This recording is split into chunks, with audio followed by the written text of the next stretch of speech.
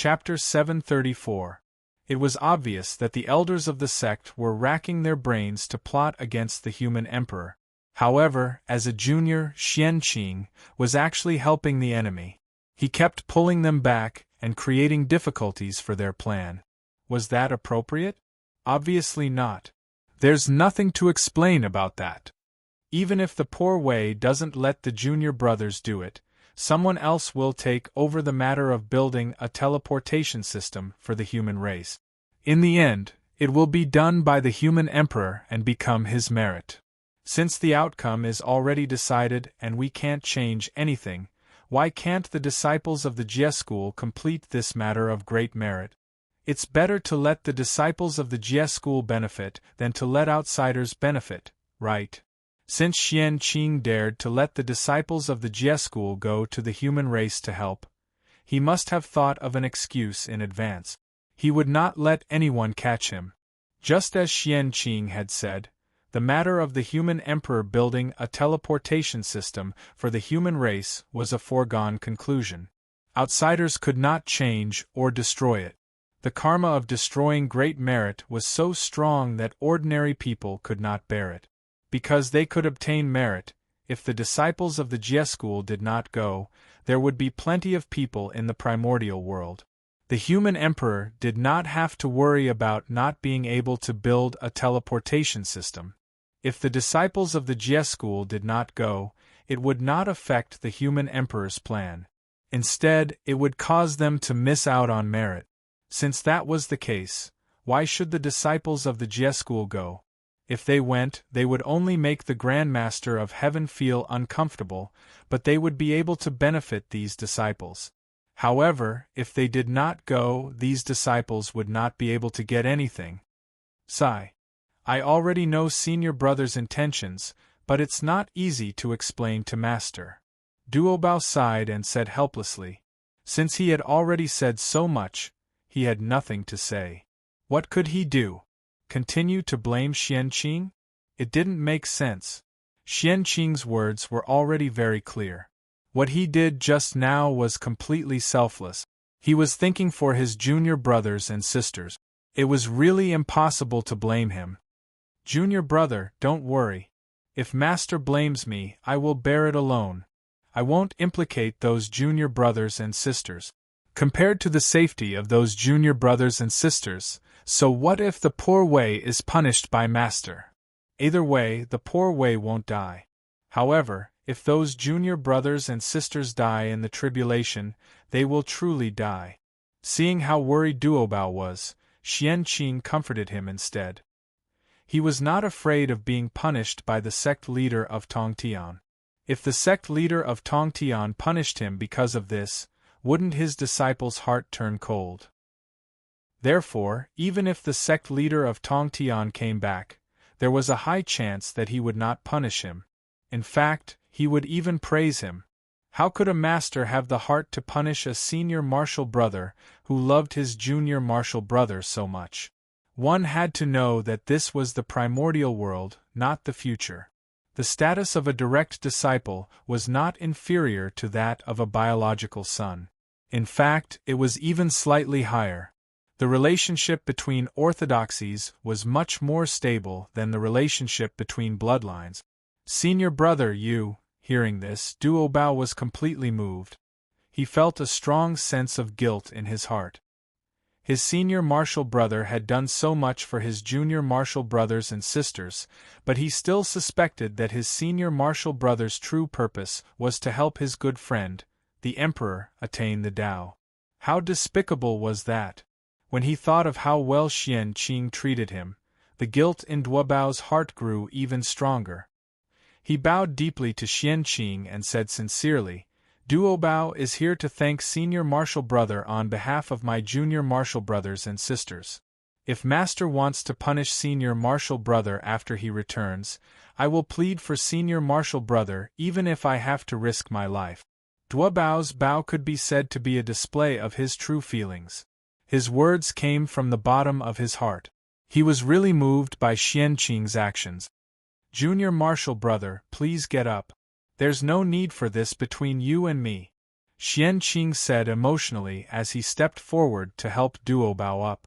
At this moment, not to mention Duobao, even he was moved by himself. As the eldest senior martial brother of the celestial sect of wonders, he was really too perfect.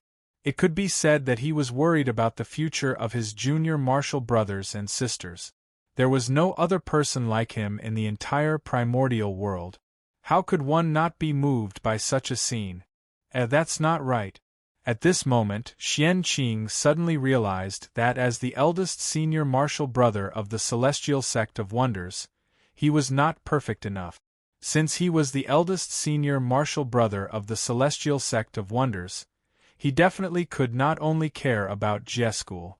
Chan School should also help him a little. Only then could he match his character. Therefore, he had to help the disciples of Chan School. Otherwise, it would inevitably make the Heavenly Lord of Primordial Beginning unhappy.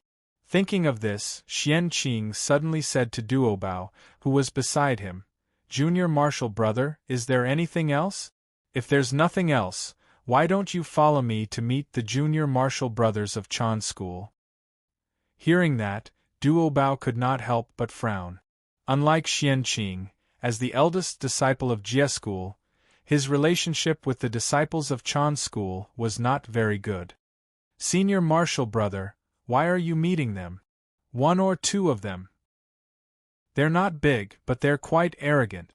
They didn't learn anything about Second Uncle Master's ability, but they learned his temper completely. They look down on this and that all day long. They're very arrogant. In the end, senior martial brother, look. Didn't they provoke someone they can't afford to offend? Not only were they tortured to death, but they also triggered the immortal God-killing tribulation and implicated all the disciples of the heaven immortal Tao. Why are you meeting such people? You're making yourself angry for nothing." Speaking of the disciples of Chan School, Duobao was full of anger and complained to Xianqing. "Junior martial brother, calm down. No matter how many mistakes they have, they're still our junior martial brothers. We can't treat them as enemies. As for why senior martial brother wants to see them, it's naturally to save them. The immortal God-killing tribulation has descended. The disciples of Jie School are not the only ones who have entered the tribulation. There's also the disciple of Chan School. Poor Wei, as a senior martial brother, since he has already arranged a way out for Jie School, he can't be biased. He has to make plans for the disciples of Chan School." Shaking his head, Xianqing said, "What? Senior martial brother wants to plan for the disciples of Chan School?" As soon as Xianqing finished speaking, Duobao exclaimed in disbelief. Even his tone changed, as if he had been greatly shocked. "That's right." Xianqing nodded and said affirmatively. Then, he used his divine ability and summoned the disciples of Chan School to see him. As the eldest senior martial brother of the Xian sect, Xianqing naturally had the means to contact all the disciples of the Xian sect. That was the privilege given to him by the Tao ancestor. Duobao frowned and was about to say something, but before he could speak, Xianqing glared at him fiercely. Seeing this, even if Duobao was dissatisfied, he did not dare to say anything. In just a few days, the disciples of Chan School came together and rushed to Penglai Immortal Island. Xianqing personally went out of the island to welcome them. When Duobao saw that, he naturally followed closely behind. However, as soon as they saw the people of Chan School, Xianqing and Duobao frowned. There was no other reason. The disciples of Chan School were not all here. 2 of them were not here. One of the 12 golden immortals of Chan School was missing. The great Taoist Master Numinous Treasure did not come. The in-name disciples of the Heavenly Lord of Primordial Beginning were also missing one person. The old man of the South Pole did not come. Seeing this, the faces of the 2 people who had rushed over excitedly darkened. If not for Xianqing holding him back, Duobao would have scolded him.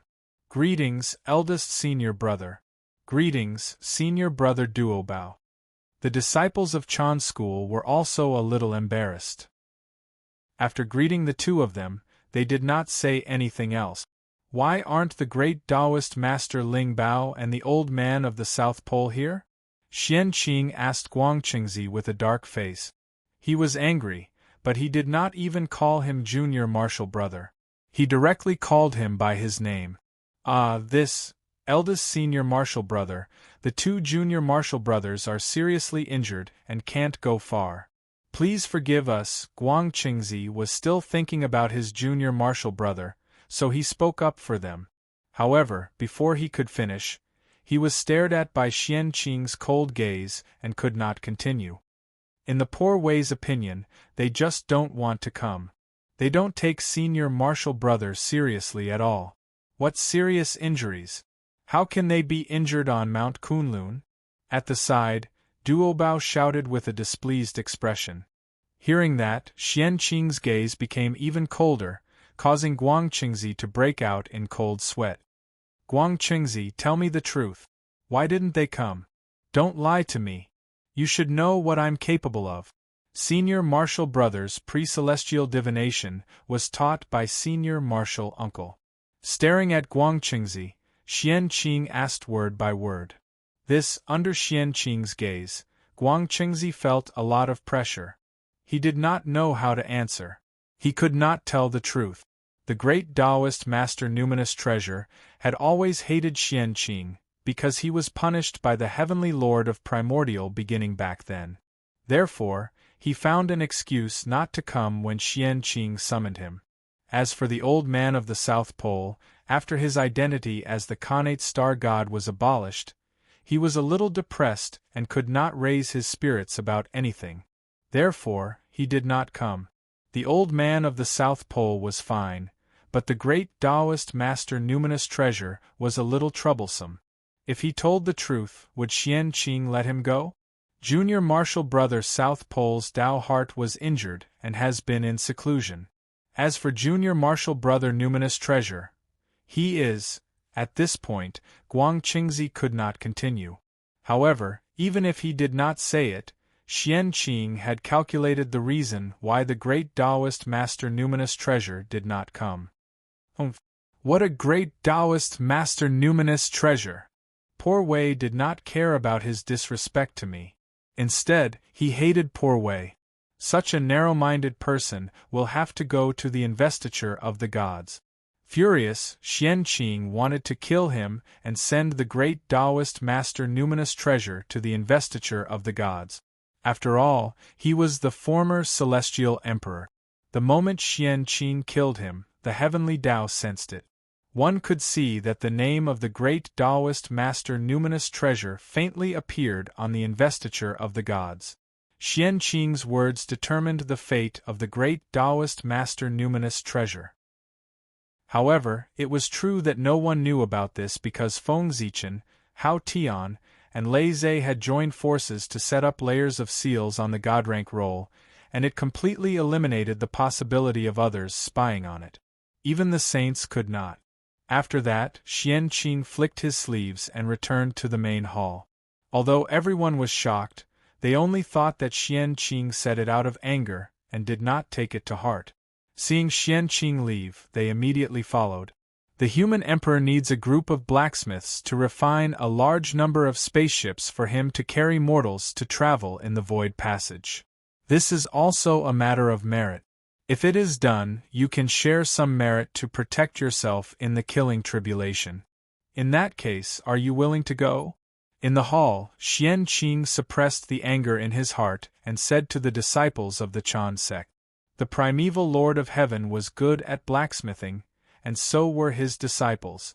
All of them were blacksmithing masters, especially Yun Zhongzi.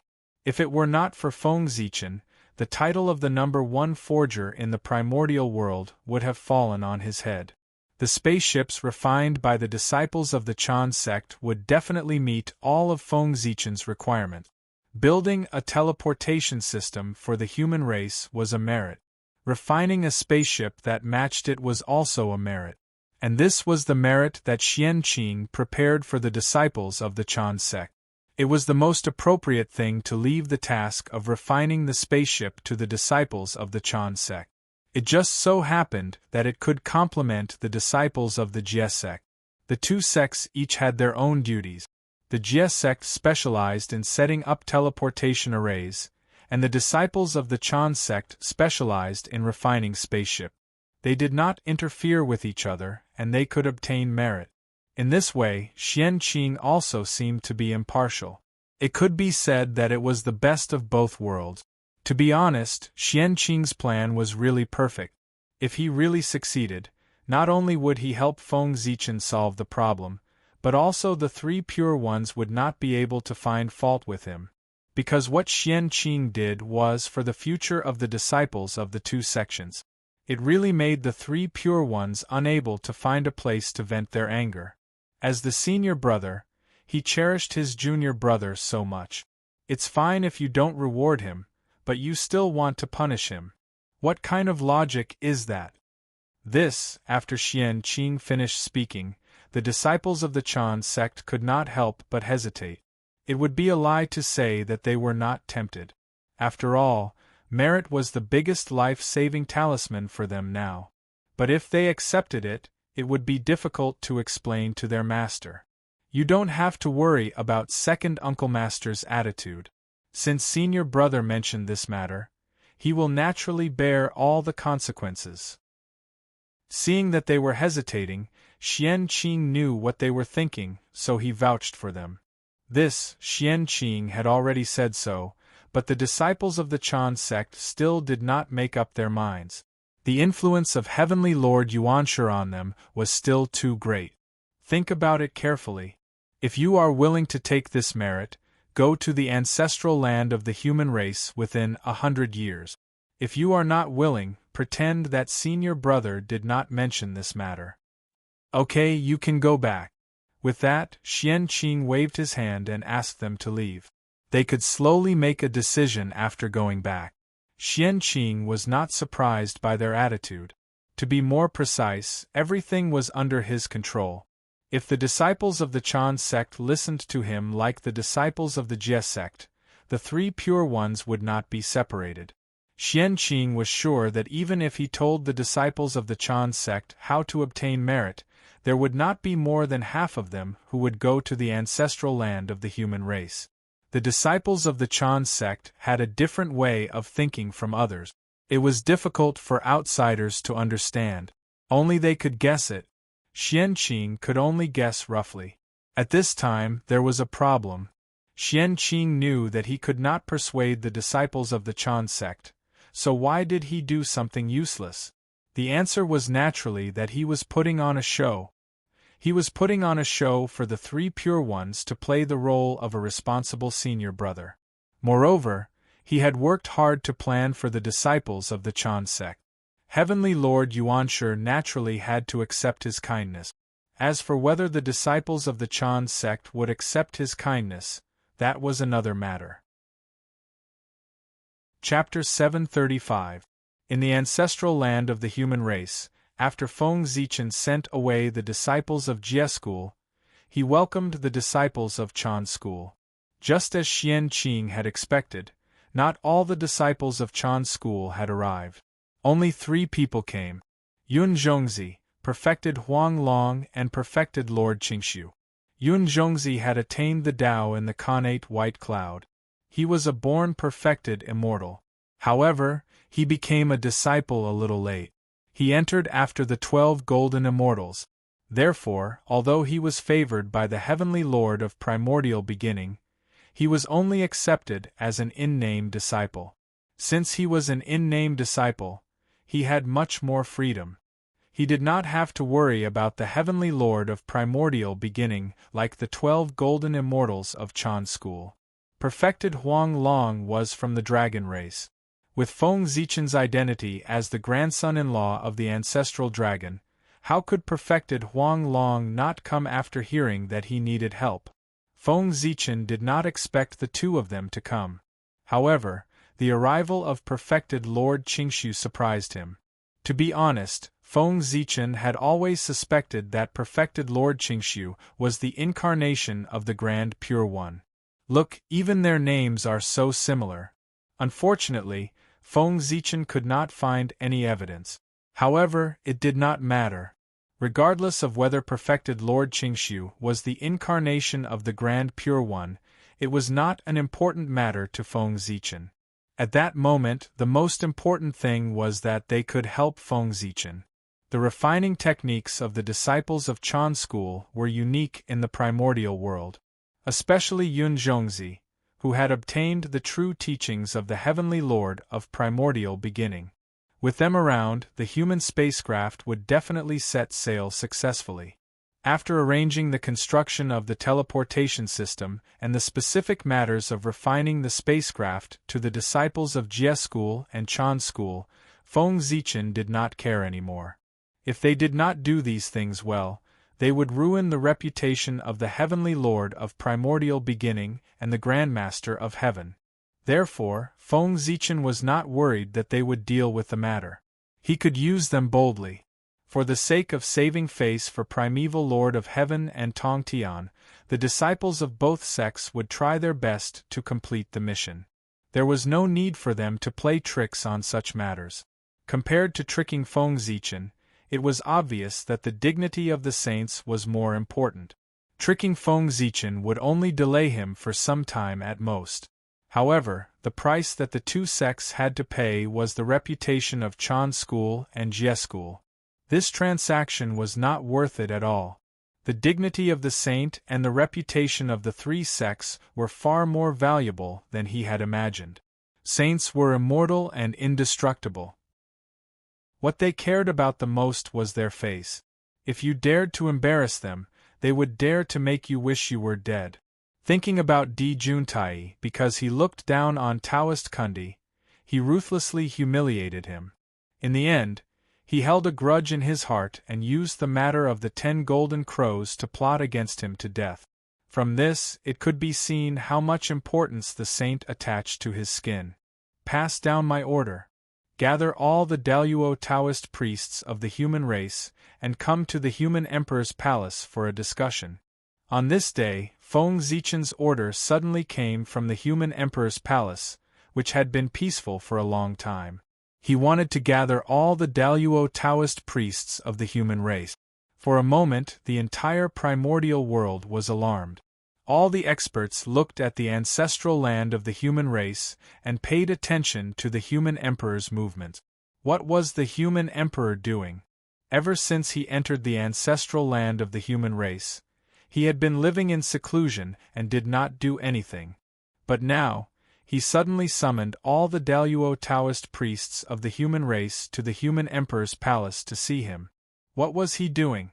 Was he going to sweep through the 10,000 races? Or was he going to start a war with the saints? Everyone could not help but look forward to the human emperor's next move. But what happened next made everyone a little dumbfounded. They did not have the mood to watch the show at all. Especially those who had a bad relationship with the human race, they were even more terrified. Because the human emperor gave an order. Everywhere in the primordial world, whether it was the heaven realm, the netherworld realm, or the human realm, there were boundless winds and clouds rolling. The great Tao rumbled and swept through the entire sky. That was the strange phenomenon of the Daluo Taoist priests traveling. One could see the Gochun imperial palace of the heavenly court, the land of extreme negative energy of the Yin court, the 7 stars prefecture of the East Sea, the 4 extremes, and the various famous mountains and rivers in the primordial world. There were Daluo Taoist priests of the human race who walked out and rushed to the ancestral land of the human race in response to the human emperor's order. If one counted carefully, there were no less than 500 Daluo Taoist priests rushing to the ancestral land of the human race. Seeing this scene, the mighty figures of the primordial world all gasped in their hearts. Was this the foundation of the human race? It was really too strong. They already had some of the aura of the magi and demons. They were worthy of being called the main characters of the world. Even the saints were shocked when they saw this scene. They had underestimated the human race. They had actually accumulated such a powerful strength silently. 500 Daluo Taoist priests. This power could really sweep through the entire primordial world. Regardless of whether it was the Jie school, which was known as the #1 sect in the primordial world, or the Western sect, which occupied the Western land, they could not compete with it. With the 4 sects combined, not to mention 500 Daluo Taoist priests, they might not even be able to gather 500 Daluo Jinxian. The gap between them was obvious at a glance. The gap between heaven and earth was nothing more than that. On this day, the 500 Khanate Taoist priests of the human race entered the ancestral land together, shocking the entire primordial world. This should be the first time the human race showed their sharpness to the primordial world. The effect was very pleasant. The tens of thousands of races were frightened, the great divine abilities changed expressions, and the saints frowned. They were all afraid of the power of the human race. At this moment, everyone understood that the human race was not a role that could be controlled by them. If they wanted to move the human race, they had to consider whether they had the ability to resist the joint attack of 500 Khanate Taoist priests. What is the human emperor doing? Why did he gather so many Daluo Taoist priests? Is he going to fight to the death with the saints? At this moment, the people who were watching the show finally panicked. The combined power of the ancestral land of the human race was enough to destroy the primordial world. If they fought with the saints again, it would be another decisive battle between the liches and demons. At that time, the primordial world would be destroyed. All the living beings in the world would not be able to stay out of it. They would all be affected. Bad things did not happen to them. Of course, they were willing to watch the show. However, once bad things happened to them, they would be more flustered than anyone else. They were so terrified that most of them looked at the ancestral land of the human race, waiting for the next step of the human emperor's plan. If the human emperor really wanted to fight with the saints, they would have to make plans early. The best choice was to seek refuge with a powerful person. Under the great tribulation of heaven and earth, even the Daluo Taoist priests were in danger of dying. Only the powerful people could protect themselves. Everyone was looking forward to the next step of Feng Zichen's plan. However, they did not expect that after he called the Daluo Taoist priests to the ancestral land of the human race, there was no movement. The ancestral land of the human race fell into silence. However, the more it was like this, the more flustered everyone was. Calm was often a sign of the coming storm. The calmer it was now, the more terrifying the storm that would come later would be. The human emperor must be doing something big. Everyone thought so. Just as everyone was worried and afraid, in another part of the primordial world, in the Jade Palace of Kunlun Mountain, a conversation about the human race was going on. 500 Daluo Taoist priests. The early stage of the demon race is just like this. The human race has hidden so well. If they were not exposed at this time, even the poor Wei would not know that there are 500 Daluo Taoist priests in the human race. After taking a deep look in the direction of the ancestral land of the human race, the Heavenly Lord of the Origin still said in disbelief. 500 Daluo Taoist priests was really beyond his expectations. The number of Taoist priests in the human race is indeed beyond expectations. The poor Wei also calculated that although there are many Daluo Taoist priests in the human race, there should not be more than 300 of them. But now, 500 Daluo Taoist priests in the human race have appeared, which is more than 200 more than the poor Wei expected. This, sigh, it seems that we have underestimated fellow Taoist Gauchen. He must have some means to hide from our senses so that we can't detect the breakthrough of the human Taoist priest. After the Heavenly Lord of the Origin finished speaking, the Grand Pure One said, as the most proficient schemer among the saints, he had been secretly paying attention to the human race. Every time a Daluo Taoist priest was born in the human race, he would secretly remember it. However, even so, he still missed more than 200 of them. Obviously, the Grand Pure One's methods were not as brilliant as Feng Zichen's. Otherwise, such a situation would not have happened. Unfortunately, after the battle between the Magi-demon race, the environment of the world degenerated from the Khanate era to the postnatal era, making it harder and harder to attain the Tao. If not for that, the number of Daluo Taoist priests in the human race would have doubled. At this moment, Taoist Kundi suddenly said with a look of fear. That was because he thought of a possibility. The environment of the world was already so bad, but the human race could still give birth to so many Daluo Taoist priests. What if the world did not change? What would happen to the human race? They would probably be as powerful as the Magi-demon race. As soon as he said that, everyone immediately fell silent as they thought of that possibility. Moreover, who can guarantee that these 500 Daluo Taoist priests are all the Taoist priests in the human race? The Gaochen is good at scheming.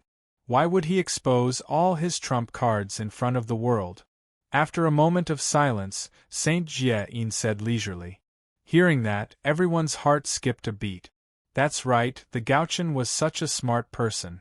Why would he expose his trump cards when the situation was unclear? There must be other Daluo Taoist priests in the human race hiding in the dark.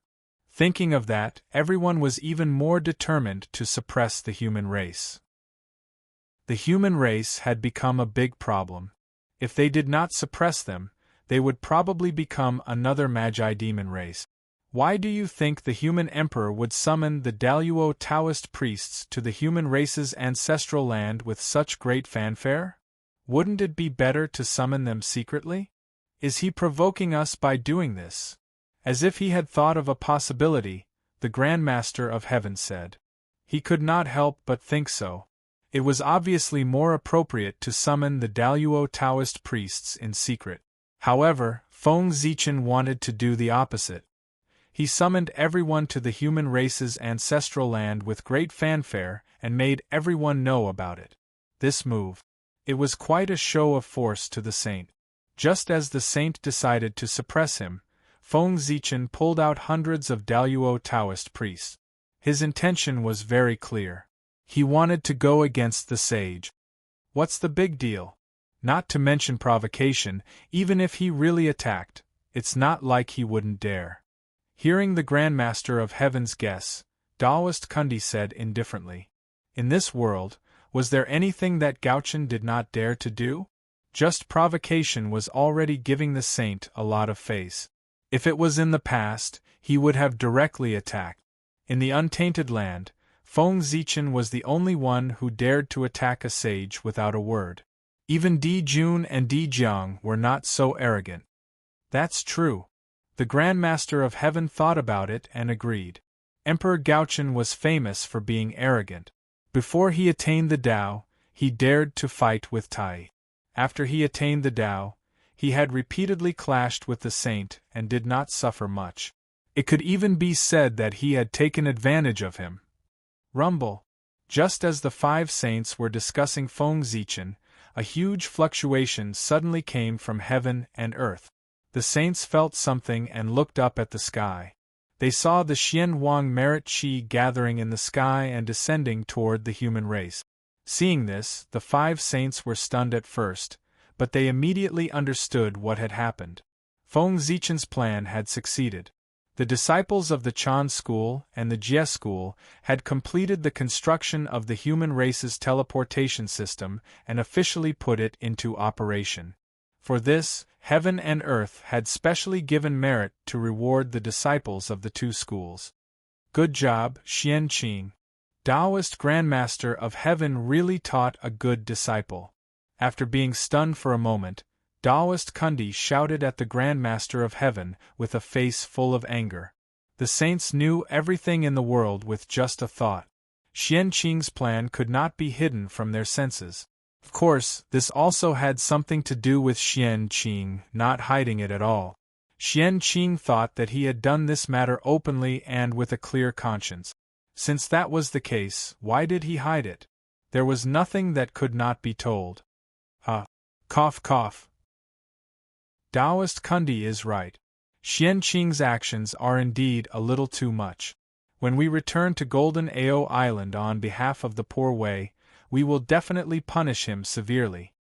To be honest, after learning about Xianqing's plan, the Grandmaster of Heaven's first reaction was not anger, but joy. He almost laughed out loud just now.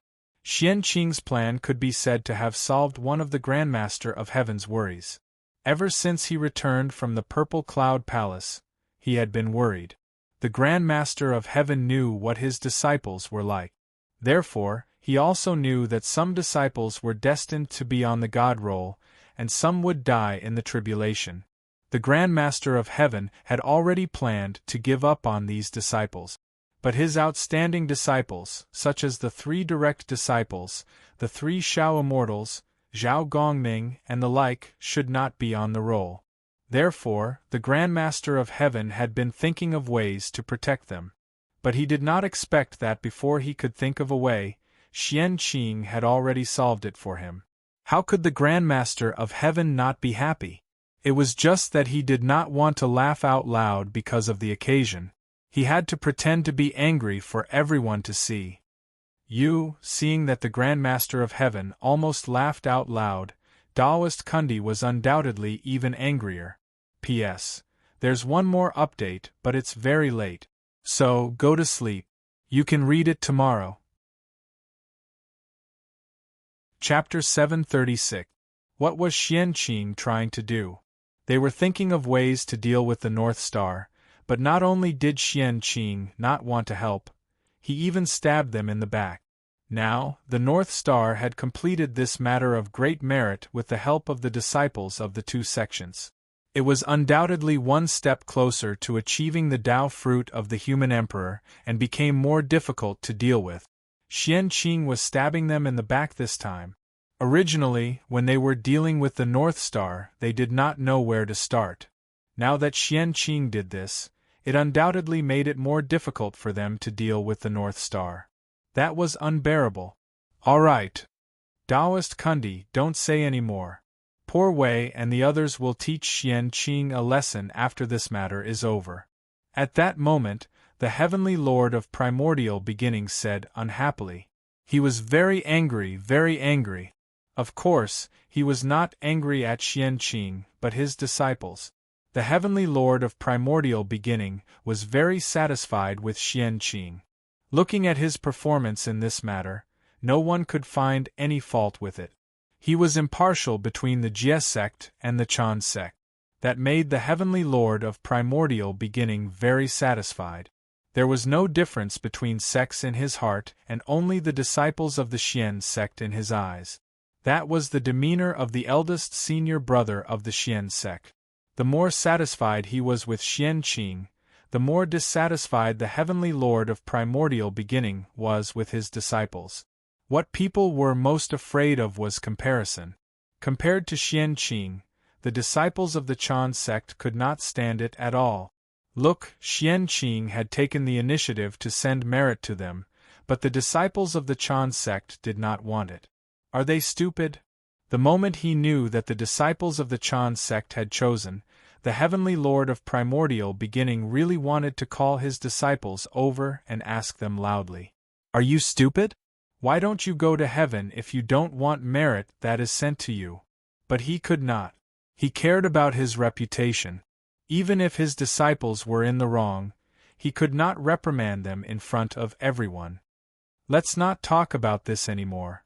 Even if Xianqing does not let his disciples do it, the human emperor will find someone else to do it. It will not affect his plan. So, it's meaningless to talk about Xianqing's merits now. It's better to think about how to deal with the North Star. Seeing that the Taoist Kundi still wanted to say something, the Heavenly Lord of Primordial Beginning's words. In his opinion, what Xianqing did this time was not wrong. Instead, it was meritorious. When he saw that things were not going well, he immediately changed his attitude and went with the flow, thinking that he was seeking the greatest benefit. That was very in line with the way the Grand Pure One dealt with the world. The success of the North Star plan was inevitable. Seeing that he couldn't stop them, Xianqing decided to join in and seek benefits for his side. This was obviously the way of a smart person. It was also the most practical method. The Grand Pure One was the most practical person among the saints. He always looked at the results, not the process. As long as the result was beneficial to him, the process did not matter at all. Taoist Kundi was not an iron-headed person. Since the three Pure Ones had said so, he naturally would not pursue the matter. 500 Daluo Taoist priest. This force is beyond our control. If we want to deal with the human race, we can only rely on external forces. In order to prevent Taoist Zhuan-Ti from being surrounded by the three Pure Ones, Saint Jie-in hurriedly changed the topic. External force? Could it be demon race? Hearing Saint Jie-yin's words, the Grand Pure One seemed to have understood something and looked at him inexplicably. This fellow was a little black-hearted. He actually thought of using the demons to deal with the human race. There were not many external forces that could threaten the human race in the entire primordial world. It was not difficult for the Grand Pure One to guess. Apart from the three Khanate races, there were only the Magi and demon races. The three Khanate races and the Magi were allies of the human race. They would definitely not attack the human race. That left only the Yao race. Speaking of the demons, the North Sea demons and the 10 demon gods of the ancient heavenly courts could produce about 100 Daluo Taoist priests. This force was indeed very suitable to restrain the human race. The Grand Master of Heaven and the Heavenly Lord of Primordial Beginning could naturally think of what the Grand Pure One could think of. They looked at Saint Jie-in with strange gazes, as if they were meeting him for the first time. This Saint Jie-in was quite something. He did not expect that under his compassionate appearance, he was also hiding a bellyful of evil tricks. One could not judge a book by its cover. Using the demons to deal with the humans was not just bad. It was so bad that smoke was coming out of it. No matter who won or lost, it was a good thing for the saint. It would be even better if both sides suffered heavy losses. Be it the demons or the humans, they were all targets that the saints wanted to suppress. That was because they could shake the ruling position of the saint. While the saints were thinking this, what Saint Jie-in said next gave them a huge shock. Yes and no. Saint Jie-in shook his head and said, "The demons that the poor Wei mentioned are the demon gods that have fallen into a long slumber." What? Fellow Taoist Jie-in, are you crazy? You actually want to revive those demon gods that have long fallen? Hearing that, everyone could not help but stand up in shock. The ancient demons were much stronger than the current humans. If they were revived, they could fight against the humans. However, if they were not careful, perhaps they would not only deal with the humans, but also them. The ancient demon clan was so powerful that even the saints had to retreat. It was not something that the current human clan could compare with. Although the current humans were strong, they were only valued by the saints and did not make them have the thought of retreating. However, the ancient demons could. From the attitude of the saints, it could be seen that there was still a big gap between the humans and the ancient demons. Only by making the saints fear the humans could the humans be on par with the ancient demons and then surpass them. Fellow Taoists, don't be agitated. The poor Wei is just saying. She doesn't really intend to put it into action. This is the last resort. Unless it's a last resort, it must not be used. Seeing that everyone was so agitated, Saint Jie-in hurriedly explained. It's good that you know the severity of the matter. Hearing that, everyone heaved a sigh of relief and sat down again. It was no wonder that they were so nervous. The ancient demons had touched on the taboo in the hearts of the saints, Di Jun and Tai. A revived ancient demon god was not terrifying, nor was it worthy of the saints' fear. Even if all the fallen ancient demon gods were revived, it would be the same. The strength of the saints was not something that mere ancient demon gods could shake. What really made the saints fear were the two people that they could not forget, Di Jun and Tai. No, to be more precise, it should be Tai, the existence that had once been invincible in the primordial world. Tai's strength was recognized by the primordial world. Even the three Pure Ones had been defeated by him in a one-on-one battle. His strength could not be measured by common sense. He was not a saint, but he was better than one. It was because they were afraid of Tai that the saints were unwilling to revive the ancient demon gods. If the ancient demon gods were to revive, the first thing they would do would not be to attack the human race or the witch race. Instead, they would think of a way to revive Tai and Dijun. Therefore, the saints would never allow the ancient demon gods to revive. In fact, not to mention the fallen ancient demon gods, even the 10 great demon gods who were still alive were under constant surveillance by the sages. Their purpose was naturally to prevent these demon gods from secretly reviving Dijun and Tai. To this day, there was still no news of Dijun and Tai in the primordial world. This was the work of the saint. In an unknown corner of the primordial world, the saints had set up countless methods to prevent the return of Tai and Dijun.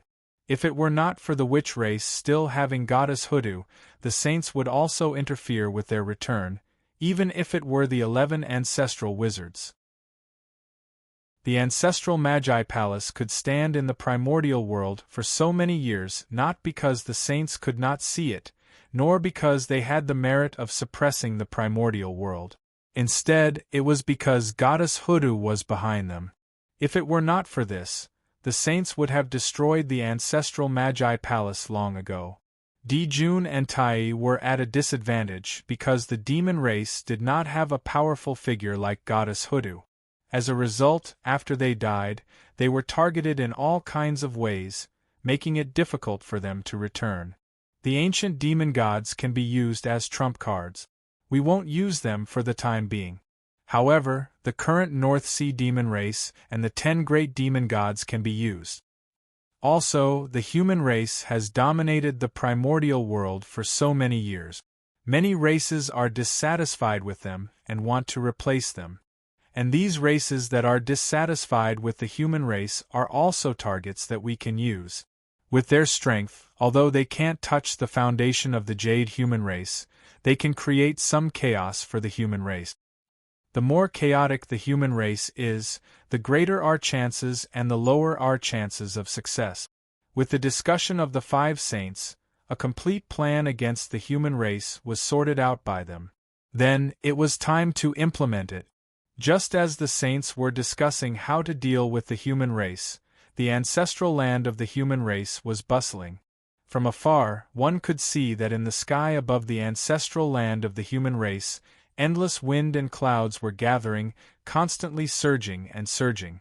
There were also huge waves of connate Taoist rhymes rushing up from the ancestral land, colliding and intertwining in the air, deducing all kinds of mysteries of the great Tao.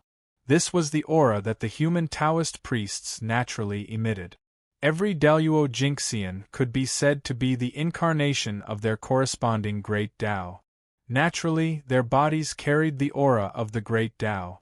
And when 500 Daluo Taoist priests gathered together, the aura of the great Tao on their bodies overlapped, creating a strange phenomenon. At this moment, the human race's ancestral land seemed to have turned into a supreme Tao domain. Inside, thousands of Taos intertwined, the connate Taoist rhymes filled the air, and endless luck gathered. How could it not be a Tao domain? 500 incarnations of the great Tao gathered together. The Taoist rhymes on their bodies could turn a mortal land into a sacred land, not to mention the extraordinary ancestral land of the human race. It was not an exaggeration to say that it was a Tao domain. At this moment, the cultivators in the human race's ancestral land were very lucky. Cultivating here was more than 100 times faster than cultivating in the outside world. Especially the cultivators who cultivated the connate Tao. Cultivating here was as if they had returned to the ancient connate era. Not only did they get twice the results with half the effort, but they also had a deeper understanding of the connate Tao. At this moment, what were Feng Zichen and the Daluo Taoist priests of the human race doing? Could it be that they were discussing how to deal with the saint as everyone thought? Of course not. Feng Zichen was discussing the Tao with them. 500 Daluo Taoist priests were indeed a very powerful force, but in front of the saints, it was completely not enough. Unless each of them had a supreme-grade connate spiritual treasure, the 500 human Taoist priests would not be able to defeat the saints with one hand. In that case, why would Feng Zichen send them to their deaths? It should be known that the 500 Daluo Taoist priests could be said to be more than 70% of the power of the human race in the untainted land. They could not be lost. At present, the number of Taoist priests of the human race was definitely more than 500. Just as the saints thought, Feng Zichen could not expose all the resources of the human race, so he had to leave something behind. Therefore, Feng Zichen deliberately hid some Daluo Taoist priests. In fact, there should be about 600 Daluo Taoist priests of the human race. 500 of them were in front of Feng Zichen, while the other 100 were hidden by him. They were hidden in the boundless starry sky. In this era, it was not easy to cultivate Daluo Taoist priests, but it was not very difficult for Feng Zichen. Because not only did he have a lot of resources, but he was also willing to spend them. Just by relying on resources, Feng Zichen could cultivate many Daluo Taoist priests. Over the years, the production of the boundless starry sky had been used by Feng Zichen on these Daluo Taoist priests. This was the reason why there were so many Daluo Taoist priests of the human race. It should be known that countless years had passed, and under the hard work of the god Pangu, the boundless starry sky had returned to its peak, and there was a trend of further improvement. However, Feng Zichen had been keeping it a secret, so no one knew about it. Back then, the demon race relied on the boundless starry sky to cultivate 3,000 Daluo demon gods. Now, Feng Zichen controlled the boundless starry sky that was stronger than before. Even if he did not control it for as long as the demon race leader, it was not too much to cultivate more than 100 Daluo Taoist priests for the human race at all costs, right? It could be said that nearly 1/3 of the 600 Daluo Taoist priests of the human race came from the boundless starry sky, and the other 1/3 more or less received help from the boundless starry sky. Only 1/3 of the Daluo Taoist priests were cultivated by the human race. From this point of view, it was not too much to say that Feng Zichen had raised half of the human race alone. Feng Zichen had paid a price for cultivating so many Daluo Taoist priests. For this reason, the overall improvement of the boundless starry sky had been delayed for a period of time. In other words, in order to cultivate these Daluo Taoist priests, Feng Zichen did not hesitate to delay the incubation of the innate star gods, innate spiritual treasures, and innate cardinal treasures in the Zhousing. The loss was almost equivalent to half of an innate cardinal treasure, and it was enough to make Feng Zichen feel heartache for a long time. However, the result was still gratifying, and his efforts were not in vain. The human race had hundreds more Daluo Taoist priests, and they really had the capital to dominate the Eldritch Wilderness. And these 600 Daluo Taoist priests were only the Taoist priests of the Eldritch Wilderness. P.S. When I say late, I usually mean 3 in the morning. Chapter 737. Outside the primordial world, in the realm sea, there were still 400 Daluo Taoist priests of the human clan. These were all direct descendants of Feng Zichen, the foundation of the path of gods and demons, and the greatest trump card of the human clan. In total, there were more than 1,000 Daluo Taoist priests of the human clan. Although this force was still incomparable to the shaman and demon clan at their peak, it was definitely enough to contend with them. The human clan had already risen, but this was not enough. Although the human clan was becoming stronger, the saints were not standing still. They were also becoming stronger. If the saints had just attained the Tao, with the current strength of the human clan, they might not be afraid of the saints. But now it was obviously not possible, because the current saints were much stronger than the saints of that time. If the human clan did not want to be afraid of the saints and get rid of their control, they had to continue to become stronger. Become stronger. Become stronger. Become stronger again. Feng Zichen gathered these Khanate Taoist priests of the human clan. His purpose was not to fight the saints as everyone thought, but to increase the strength of the human clan. As for why all living beings would think so, it could only be said that they were scaring themselves. Becoming stronger was not something that could be done overnight, but a gradual process. In ancient times, the human clan had the 5 elements Tao scripture, which was used as a foundation to increase the strength of the human clan. But the human clan at that time was much stronger than the human clan now. Moreover, the 5 elements Tao scripture was a foundation cultivation method that matched the path of gods and demons. Now, it was still a little outdated. For this reason, Feng Zichen specially called these Daluo Taoist priests over.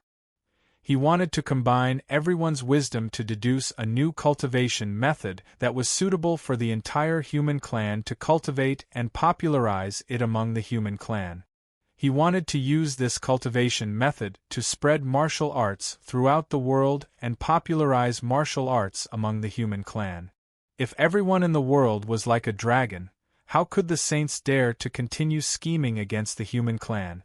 This cultivation method could be said to carry Feng Zichen's great ambition. Everyone worked together and spent 1,000 years to create a cultivation method. It was called the World's Martial Arts Master Guide, and Feng Zichen called it the Martial Arts Code. With the martial code completed, Feng Zichen first engraved it on the heavenly steel of martial art. Then, he used a supreme divine ability to scatter it all over the human race for the human race to browse. As soon as the martial arts codex appeared, the human race's luck shook. Although it didn't increase by much, it became more stable. Compared to the slight change in the human tribe's providence, the change in the martial path's providence was much greater. It increased by several times, overshadowing the heavenly immortal Tao in one fell swoop before gradually coming to a stop. And this was only the beginning. With the popularization of martial arts in the human race, the fate of martial arts would become stronger and stronger until it was replaced by the immortal Tao of the celestial sect and became the mainstream of the untainted land. After deducing the martial arts codex, Feng Zichen did not let everyone leave.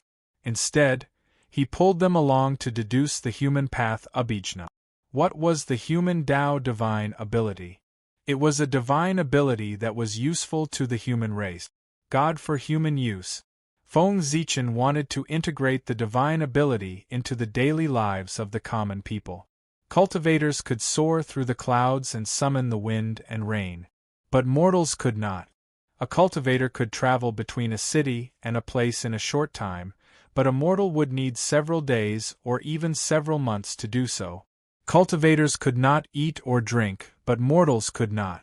Cultivators did not need to work at sunrise and rest at sunset, but mortals had to. And what Feng Zichen wanted to do was to change this situation. He wanted to study some divine abilities to save the ordinary human race from endless labor so that they would have time to cultivate martial arts. Feng Zichen popularized martial arts, causing the human race to enter the stage of cultivation.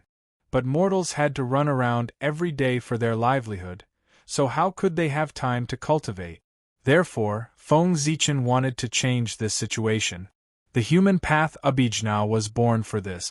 Integrating the Abhijna into the daily lives of ordinary people would help them reduce the time they had to work and have more time to cultivate. To put it bluntly, the so-called human path Abhijna was the Xianxia version of high-tech. When there was a drought, use the Abhijna to rain. When there were too many weeds in the ground, use the Abhijna to remove the weeds. When the weather was too hot, use the Abhijna to cool down. When the weather was too cold, use the Abhijna to heat up. In short, it was to use the Abhijna to control the environment, turning it from uncontrollable to controllable. It was said to be an Abhijna, but it did not have to exist in the form of an Abhijna. Naturally, it had to be as convenient as possible. It could be a talisman, a magic artifact, or an array disk. For example, a talisman that could automatically adjust the temperature. Wasn't that much more convenient than an air conditioner? Wasn't a flying boat powered by a cultivation pill more convenient than a car? Could a car fly? An array disk that could automatically drive dust was much more useful than a sweeping robot. And so on. The technology that Feng Zichen had seen in his previous life would be recreated by his extraordinary means. These were the tasks that Feng Zichen had given to the human race, Daluo Taoist priests, to turn them from ideas into reality. In the ancestral land of the human race, Feng Zichen used his supreme abhijna and pulled the human race, Daluo Taoist priests, into his dream, bringing them to experience the elegance of an interstellar civilization. Everyone, you've all seen the scene in my dream, right? After waking up from the dream, Feng Zichen said to the people below. I saw it. It was very exciting. This is a civilization that is different from the immortal path system. It seems to have developed external forces to the limit. It can give us a lot of inspiration. After coming back to their senses, everyone said with some unfinished words. They had really taken a good look at this journey in the dream realm. They had never thought that there would be other civilizations in the world.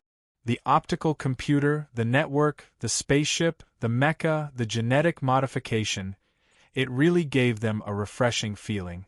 It was a pity that it was just a dream. It was all illusory and did not exist.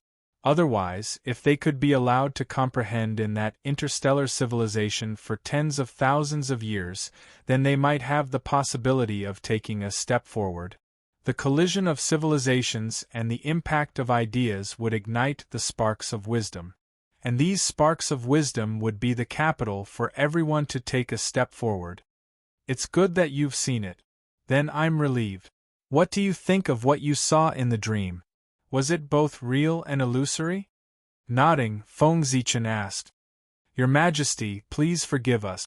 We are ignorant and can't tell whether what we saw in the dream is real or not. But from those creations, we can see that the dream world has great wisdom. Everyone thought for a moment before answering. Feng Zichen's dream world was both real and illusory. With their strength, it was indeed difficult to tell the difference between real and illusory. But this did not prevent them from studying the things in the dream. Based on their many years of cultivation experience, it was indeed a civilization that was different from the immortal path system. It did not seem to belong to the primitive world. Perhaps everything in the dream before did not exist. But at this moment, since it can be seen by you, then it is real. The charm of cultivation lies in this. Turning the illusory into reality, refining the false into the real, and turning the impossible into the possible.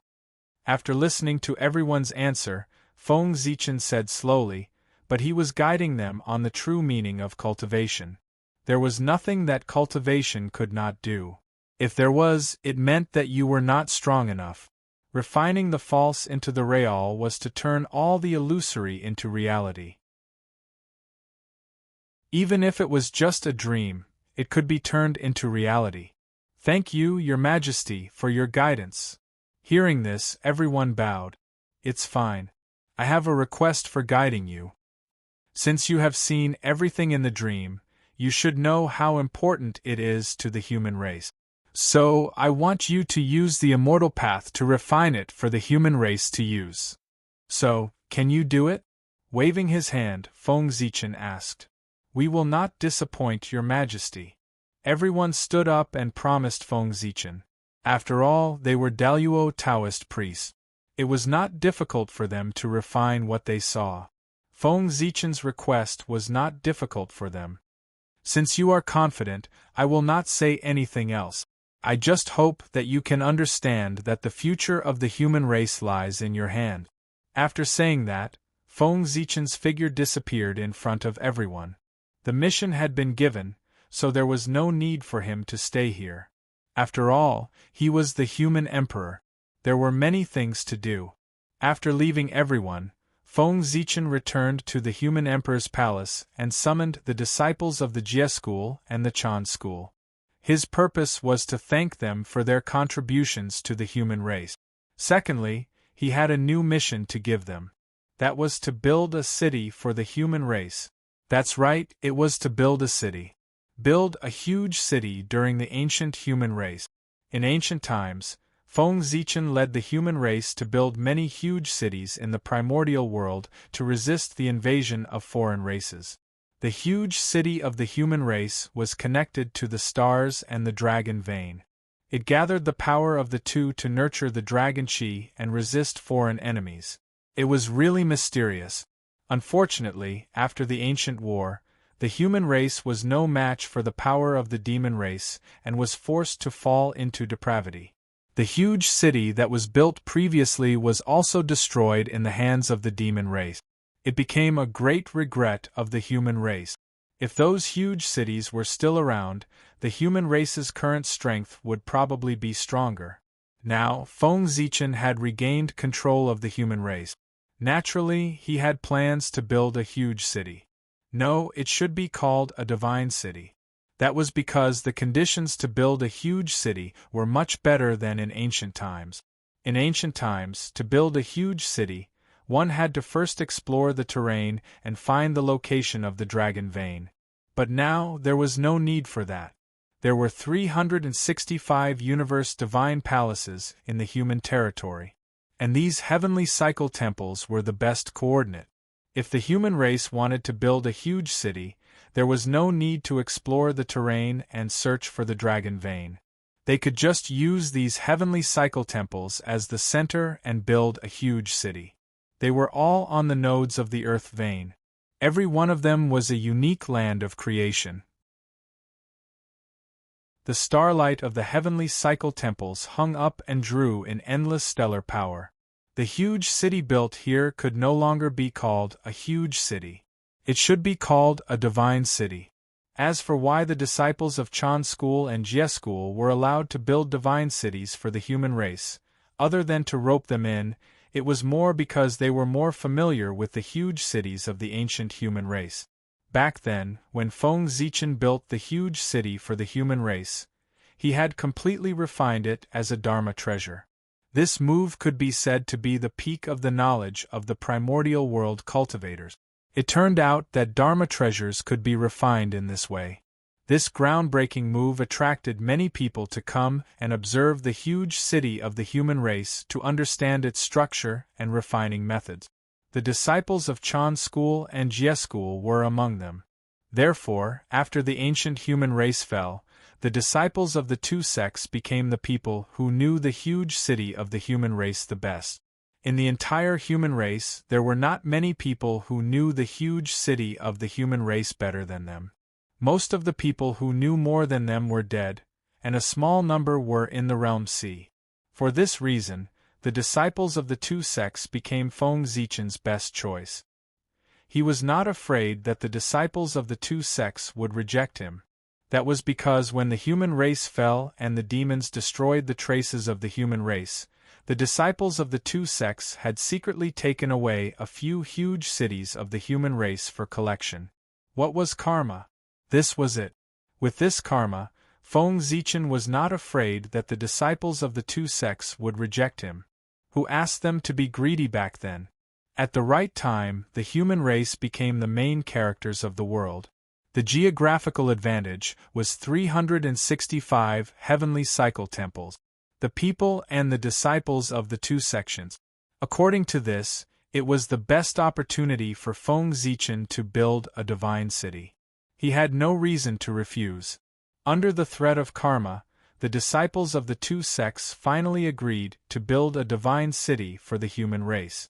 However, the human race still had to be responsible for the materials needed to build the city. In this regard, Feng Zichen had no objection. This was what he should do. With the current foundation of the human race, it was more than enough to take out the materials needed to build a divine city. It was an exaggeration to say that it was a drizzle, but it was not to the extent of hurting the muscles and bones. After all, the human race had not developed in vain all these years. They had accumulated some foundation. Now, what Feng Zichen wanted to do was to convert the foundation of the human race into strength. Time passed quickly. In the blink of an eye, 1,000 years had passed. After 1,000 years of preparation, the project of building a divine city was finally put on the agenda by the disciples of the two sects and began to take action. 1,000 years was enough for martial arts manuals to spread among the human race, causing many changes to the human race. After all, in this world, practicing martial arts could really change one's fate. For this reason, many people yearned for martial arts. Now that there was a better introductory cultivation method, everyone naturally practiced it enthusiastically. For a time, there was a craze for practicing martial arts in the human race. More and more people practiced martial arts. The prosperity of martial arts naturally affected the other orthodoxies. The path of gods and demons and the path of immortals all showed signs of weakening. The path of immortals was fine. Its foundation was deep. Even if it weakened, it would not shake its foundation. However, the path of gods and demons was not good. It had been abandoned by the times and was about to become a legend. If it were not for the fact that the martial arts were also created by Feng Zichen, the situation of the path of gods and demons was enough to make him vomit blood. The decline was too great. It was almost extinct. In the ancestral land, the Daluo Taoist priests also had some result. They were making the final adjustments and putting them into use. Everything was developing in a good direction. The human race as a whole showed a trend of prosperity, and their luck was getting stronger and stronger. If nothing unexpected happened, Feng Zichen would be able to successfully condense his own human emperor Dao fruit in tens of thousands of years. Unfortunately, unforeseen events always happened inadvertently. It was the sages. They were going to attack the human race. Chapter 738. After thousands of years, the sage finally made his preparations and began to bare his fangs against the human race. At the human race's border, there were the other Hotian races that were defeated by Yu the Great when he was controlling the flood. In the ancient Xianyuan period, there were also the mutants who betrayed the human race and joined forces to invade the human race's border.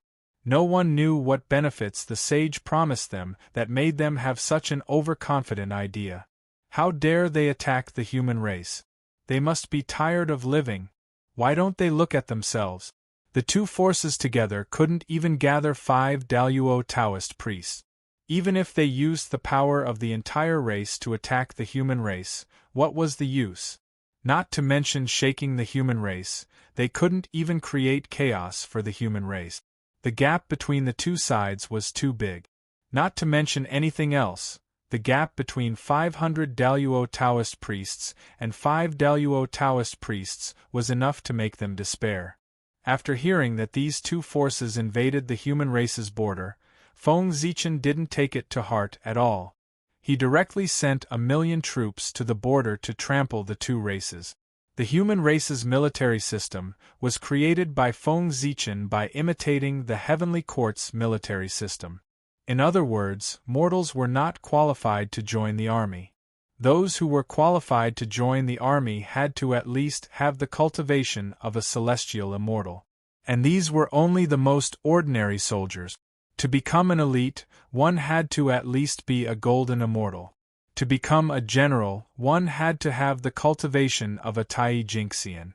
To command an army, one had to have the cultivation of a Daluo Jinxian. As for the Daluo Taoist priests, they were somewhat detached and couldn't be judged by common sense. They had the qualifications to become the human race's elders. As for the sage-to-be, they could be called kings. In the name of the human king, they could help the human emperor govern the world. Among the 1,000,000 troops sent by Feng Zichen to suppress the two races, there were no Daluo Taoist priests. However, they were all elites of the human race. The weakest among them was a golden immortal.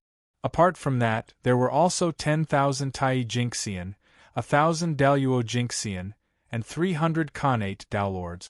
Tai Jinxian and Daluo Jinxian aside, the 300 Xiantian Daolords were Feng Zichen's most cherished treasures, one of the most important reserves of the human race. At the same time, they were also the most elite troops of the human race. Their status was second only to the Daluo Taoist priest. What was a Tao Lord? It was the Tai Jingxian, the Tai Jingxian of the ancient times, the Tai Jingxian who cultivated the Tao of innate. In ancient times and before, Daluo Jingxian was known as the Taoist priests, while Tai Jingxian was known as the Taoist Lord. This was because after one's strength reached the level of Tai Jingxian, one would begin to touch the level of Tao. This Tao referred to the Tao of innate. Therefore, the current Tai Jingxian and Daluo Jingxian were not qualified to be called Tao Lords and Taoist priests. These 300 Xiantian Tao Lords could be said to be the seeds of the Daluo Taoist priests. They had the potential to transcend the river of fate and become the Daluo Taoist priests. Feng Zichen had sent them on this expedition to train them. He wanted them to fight the Daluo Taoist priests and constantly hover between life and death. There were great terrors and great opportunities between life and death. If they could see through it, even if they couldn't become the Daluo Taoist priests, they would still benefit greatly. They would be a small step closer to becoming the Daluo Taoist priests and become half-step Taoist priests. 300 Xiantian Tao Lords, 1,000 Daluo Jingxian, 10,000 Tai Jingxian, and 1,000,000 golden immortals. The formation set up by these people together, coupled with the treasures secretly given to them by Feng Zichen, was enough to kill the Daluo Taoist priests. The Hotian race and the mutant race added together only had 4 Daluo Taoist priests. It might not be possible for the 1,000,000 soldiers and the experts guarding the border of the human race to kill all of them together. But if they couldn't even kill 1 or 2 of them, they would be useless. Feng Zichen felt that the elites of the human race were not so useless. They would definitely be able to kill the Daluo Taoist priests. Why did Feng Zichen not send the Daluo Taoist priests but only 1,000,000 soldiers to quell the unrest between the two races? Was it because there were no Daluo Taoist priests in the human race? Did he not know that only 5 Daluo Taoist priests were needed to quell the unrest between the two races? No, Feng Zichen knew. But he was unwilling to do so. This was because Feng Zichen wanted to use this battle to tell the world that even without the Daluo Taoist priests, the human race still had the ability to kill the Daluo Taoist priests. Was it shocking that the Daluo Taoist priests killed the Daluo Taoist priests? Perhaps, but it was not enough to shock the people. However, it was different when the Tai Jingxian killed the Daluo Taoist priest. The effect would definitely shock the untainted land for 1,000,000 years and be deeply engraved in the hearts of all living beings. The human race did not even send the Daluo Taoist priests, but they were able to kill the Daluo Taoist priests. If the Daluo Taoist priests of the human race really took action, how powerful would they be? They would probably be able to kill powerful beings. Fear often came from the unknown. As long as the living beings could not see the depths of the human race, they would always be afraid of the human race, and would not dare to have the thought of fighting against them. Just as the 1,000,000 soldiers of the human race were setting off, a sudden change was quietly happening on the distant Mount Shouyang. Mount Shouyang, the eldest direct disciple of the Grand Pure One, Xuandu, was cultivating in seclusion in the Eight Visions Palace.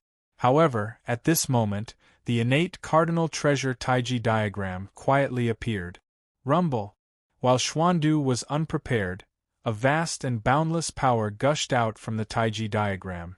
In the blink of an eye, it enveloped the entire hall. In an instant, the space-time in the hall froze. It was completely stagnant. As for Xuandu, he was naturally frozen on the spot. Since the Taiji diagram had appeared, the person who attacked Xuandu was obviously his master, the Grand Pure One. Xuandu was only at the perfected realm of the Daluo Taoist priest. How could he be a match for the Grand Pure One who held a connate cardinal treasure? It was not surprising that he was directly sealed. Disciple, don't blame me. I sealed you for your own good. With your status, it's not appropriate for you to help anyone in this battle between the saint and the human race. Therefore, in order to prevent you from being in a difficult position, I'll seal you and make you lose all perception of the outside world. In this way, no matter what the outcome of this battle is, it will not affect you. All the mistakes will be blamed on me. After you wake up, you will still be the eldest disciple of the Ren school, Xuandu, and the human race's Wang Yang. After sealing Xuandu, the Grand Pure One's voice sounded slowly. It turned out that the Grand Pure One was worried that Xuandu would be in a difficult position, so he sealed him directly so that he could be removed from the battle between the heavens and humans. Who was Xuandu? He was the only true disciple of the Grand Pure One, the successor of the Ren school. At the same time, he was also one of the first 9 human kings of the human race, the human king, Yang. With these 2 identities, it could be said to have brought great convenience to Xuandu. However, that was under the condition that the human race had a good relationship with the saint. Once the human race fell out with the saint, just like now, Xuandu's situation would become extremely awkward. It was wrong for him to help anyone. If he helped the human race, how could he repay his master's kindness? If he helped his master, how could he repay the human race's kindness of raising him? Therefore, the Grand Pure One's sealing of Xuandu was the best choice. Only then could he stay out of it. Ah! After sighing softly, the Grand Pure One's voice and the Taiji diagram disappeared from the hall. As for Xuandu, he did not react at all. The Grand Pure One's attack just now was as if he had pressed the pause button. It had completely paused Xuandu's time and stopped at that moment forever. At this moment, not to mention the Grand Pure One's words, even if someone attacked him, Xuandu would not feel it at all. When Xuandu woke up, it might be tens of thousands of years later. However, to him, time had only passed for an instant. His consciousness had been stuck at the previous moment. He was completely unaware of the thousands of years that had passed. In an instant, everything had changed. This was the current situation of Xuandu. The strength of the Grand Pure One's mystical abilities could be seen. Of course, this was the only way that Xuandu could completely stay out of it. What was a master-disciple relationship? That was it. The Grand Pure One's master-disciple relationship with Xuandu was truly beyond words. Huh! The aura of the Eong clan has disappeared. What's going on? In the human emperor's palace, the moment Xuandu was sealed by the Grand Pure One, Feng Zichen sensed that something was wrong with him. As the human emperor, Feng Zichen could sense the aura of all the experts of the human race. That was because, under the connection of the destiny of the human race, the aura of the human race experts was like a bonfire in the night to him. It was so eye-catching and eye-catching. The disappearance of every human expert was like the extinguishment of a bonfire in the darkness. It disappeared from Feng Zichen's perception. Therefore, the moment the Xianqing aura disappeared, Feng Zichen sensed it immediately. Surprised, Feng Zichen used the Ziwei divine calculation to deduce the situation of Xuandu. Soon, Feng Zichen found out the cause and effect of the disappearance of Xuandu's aura from the heavenly secret. What a Grand Pure One! After coming back to his senses, Feng Zichen said. The Grand Pure One was indeed scheming and astute. He could even plot against him. If not for the permission of the Grand Pure One, how could Feng Zichen have calculated the situation of Xuandu so easily? It was because he did not intend to hide it that Feng Zichen could easily calculate it. As long as the Grand Pure One could cover it up, Feng Zichen would have no other way to know the true situation of Xuandu other than personally going to the Baiying Palace on Mount Shouyang to take a look. It was just like how Feng Zichen could conceal the heavenly secrets and the saint could not detect it. If the Grand Pure One concealed the heavenly secrets, Feng Zichen would not be able to detect it either. When the situation of Xuandu was placed in front of Feng Zichen, he would face a choice. Should he save Xuandu? With Feng Zichen's strength, it would be easy to save Xuandu. However, what could he do after saving him? Make things difficult for Xuandu? After thinking about it, Feng Zichen decided not to save Xuandu. It was good to let him be sealed by the Grand Pure One. At the thought of this, Feng Zichen was shocked. He seemed to understand the Grand Pure One's plan. The Grand Pure One did not hide the situation of Xuandu at all. Was he looking forward to him saving Xuandu? Compared to the Grand Pure One's action of sealing Xuandu, wasn't Feng Zichen's action of releasing Xuandu a little selfish? The Grand Pure One could say that he had sealed Xuandu for Xuandu's own good. However, could Feng Zichen release Xuandu for his own good? Feng Zichen thought about it from another perspective. If he were Xuandu, even if he did not say anything, he would still feel uncomfortable in his heart. He would gradually lean towards the Grand Pure One. At the thought of this, Feng Zichen could not help but sigh at the Grand Pure One's shrewdness. With a single mistake, he had almost missed a general and allowed the Grand Pure One to obtain a loyal disciple. Putting everything else aside, wouldn't a normal person's first reaction when they saw their friend being sealed be to save him? Why would he think so much about it? It was only Feng Zichen who was scheming that he noticed so many details. After guessing the Grand Pure One's plan, Feng Zichen looked at Xuandu again and discovered many details that he had not paid attention to previously. For example, the seal that the Grand Pure One used to seal Xuandu was indeed very powerful from the inside. With Xuandu's strength, it was impossible to break it. However, from the outside, the seal would shatter with a single touch. Just now, if Feng Zichen's spiritual will had scanned over, it would have shattered the moment it touched the seal on Xuandu. It was confirmed. This was the Grand Pure One's scheme against him. He wanted to sow discord between him and Xuandu without bloodshed. With that thought in mind, Feng Zichen used his mystical ability and added another seal outside Xuandu. Xuandu was indeed not suitable to appear in this battle. Since that was the case, he would seal him completely. After the battle ended, he would let him out. Since the Grand Pure One's seal was not safe, Feng Zichen would add another one. That way it would be foolproof. Under such circumstances, if the seal on Xuandu's body was broken, it could only be done by the Grand Pure One.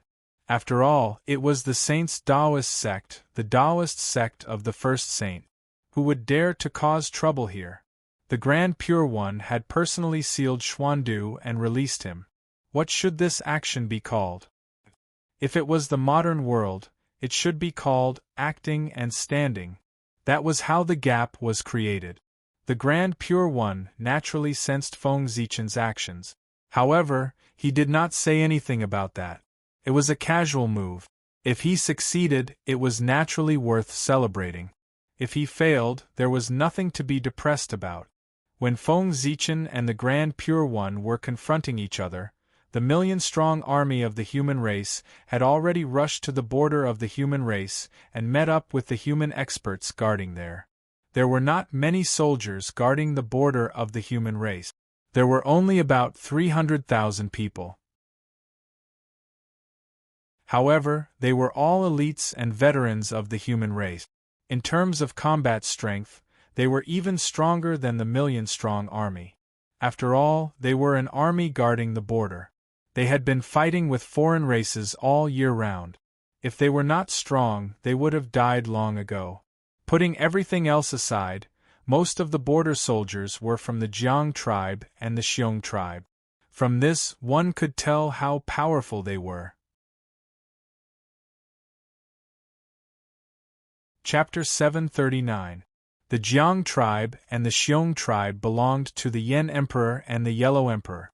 The resources enjoyed by the disciples of these tribes were naturally much better than the rest of the human race, and this was what made them so powerful. Since they had enjoyed treatment that exceeded that of ordinary people, they also had to bear the corresponding responsibility. Therefore, the disciples of these two tribes were sent to the border of the human race to defend against the invasion of the foreign race. 300,000 elites of the elites and millions of elite. It would be an exaggeration to say that this force could dominate the untainted land, but it was strong enough and could not be taken lightly. At the very least, the Daluo Taoist priests could not do it. After the 1,000,000 troops of the human race arrived at the border, they were not in a hurry to start a war with the two tribes. Instead, they sent messengers to the variant humans to persuade them to return to the human race. After all, they were once members of the human race.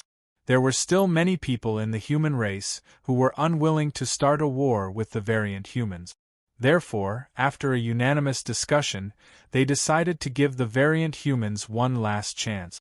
If they were willing to return to the human race, then their previous crimes could be written off and they could return to the human race.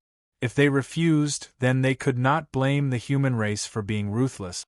The human race had never been merciful to their enemies. It was unknown what benefits the saint had given the variant human's ancestor to make him mercilessly refuse the goodwill of the human race. Since that was the case, there was nothing to talk about. A war was about to break out. Not long after the two sides deployed their troops, a war broke out. In fact, although it was called a war, the human race was one-sidedly crushing the variant humans. As soon as they started fighting, the allied forces of the two tribes were defeated by the human army and fled for their lives. In response, the human army naturally chased after them, intending to annihilate the main forces of the two tribes in one fell swoop. However, halfway through, the Daluo Taoist priests of the other side made a move. A Daluo Taoist priests of the post-celestial race stood alone in front of the 1,000,000 troops of the human race, intending to fight against the 1,000,000 troops of the human race with his own strength. To be honest, with the identity of the Daluo Taoist priests, it was indeed embarrassing for him to attack low-level cultivators. However, he had to make a move. Because if he still did not make a move, then the elites of his race would be wiped out. This kind of loss was a price that the post-celestial race could not bear. It would cause their race to fall from prosperity to decline. Face was very important, but compared to the rise and fall of the race, it was insignificant. Kill. The Taoist priests had the power to turn the world upside down. The Taoist priests of the post-celestial race pressed out with one hand, which transformed into a giant palm that blotted out the sky. He was about to slap the 1,000,000-strong human army to death. As the Daluo Taoist priests, he was confident that he could single-handedly destroy the 1,000,000-strong human army. The Daluo Taoist priests were just that strong. Those who had not reached this realm would never be able to understand the strength of this realm. This kind of strength was innate. It was not something that could be made up for by numbers. Although the 1,000,000-strong human army was strong, they were as weak as ants in the eyes of the Daluo Taoist priest. For this reason, he was very confident and did not think that he would lose. However, the reality was that people often liked to say no to self-righteous people. Just as the Taoist priests thought that victory was in his hands, something unexpected happened. Even when facing the Daluo Taoist priests, the 1,000,000-strong human army did not panic at all. They orderly arranged their formation, then opened their mouths and shouted at the Daluo Taoist priest. Kill. The word kill resounded through the world and shook the universe. Suddenly, endless blood and qi gushed out from the 1,000,000-strong human army and connected into a wave in the air. Like a rolling wave, it swept toward the Daluo Taoist priest. At the same time, the destiny of the human race in the long river of destiny also shook violently. A terrifying power tore through the endless universe and spread out from the unknown void, fusing with the vast blood and qi. Rumble. At this moment the universe changed. Heaven and earth shook, stirring up endless wind and clouds. After the blood and qi of the human race fused with the destiny of the human race, its power suddenly increased and reached an extremely shocking level in an instant. Under this power, the whole world became oppressive. The Daluo Taoist priests of the postnatal lineage, who bore the brunt of this power, changed his expression wildly and thought of running away. Oh no! It's the destiny of the human race. These soldiers can mobilize the destiny of the human race. Feeling the powerful power contained in the blood and chi of the human race, even the Daluo Taoist priests could not help but feel a little scared. The blood and chi of the human race might not be strong, but the power of the destiny of the human race was definitely unimaginably strong. Not to mention the Daluo Taoist priests, even a sage-to-be was suppressed. Thinking of this, the Daluo Taoist priests of the postnatal lineage turned and fled, not caring about his dignity as a Daluo Taoist priest. If he did not run, he would die. This was the Daluo Taoist priest's only thought at this moment. The power of destiny of the human race was too strong and far beyond what he could contend with. The Daluo Taoist priests were particularly sensitive to life and death. Since his intuition told him that he would die if he did not run, then it must be true. Therefore, if he wanted to run, he had to run as fast as he could. If he had known that the human race army could mobilize the power of destiny of the human race, he would not have foolishly rushed to the front like this. Instead, he would have used a safer method. Alas, if he had known, he would not have acted so pretentiously. At this moment, the Daluo Taoist priest's heart was filled with regret. But it was too late to say anything now because he was about to die. Seeing that the Daluo Taoist priests was about to escape, the commander of the human race army, Jiang Hong, suddenly took out a flag.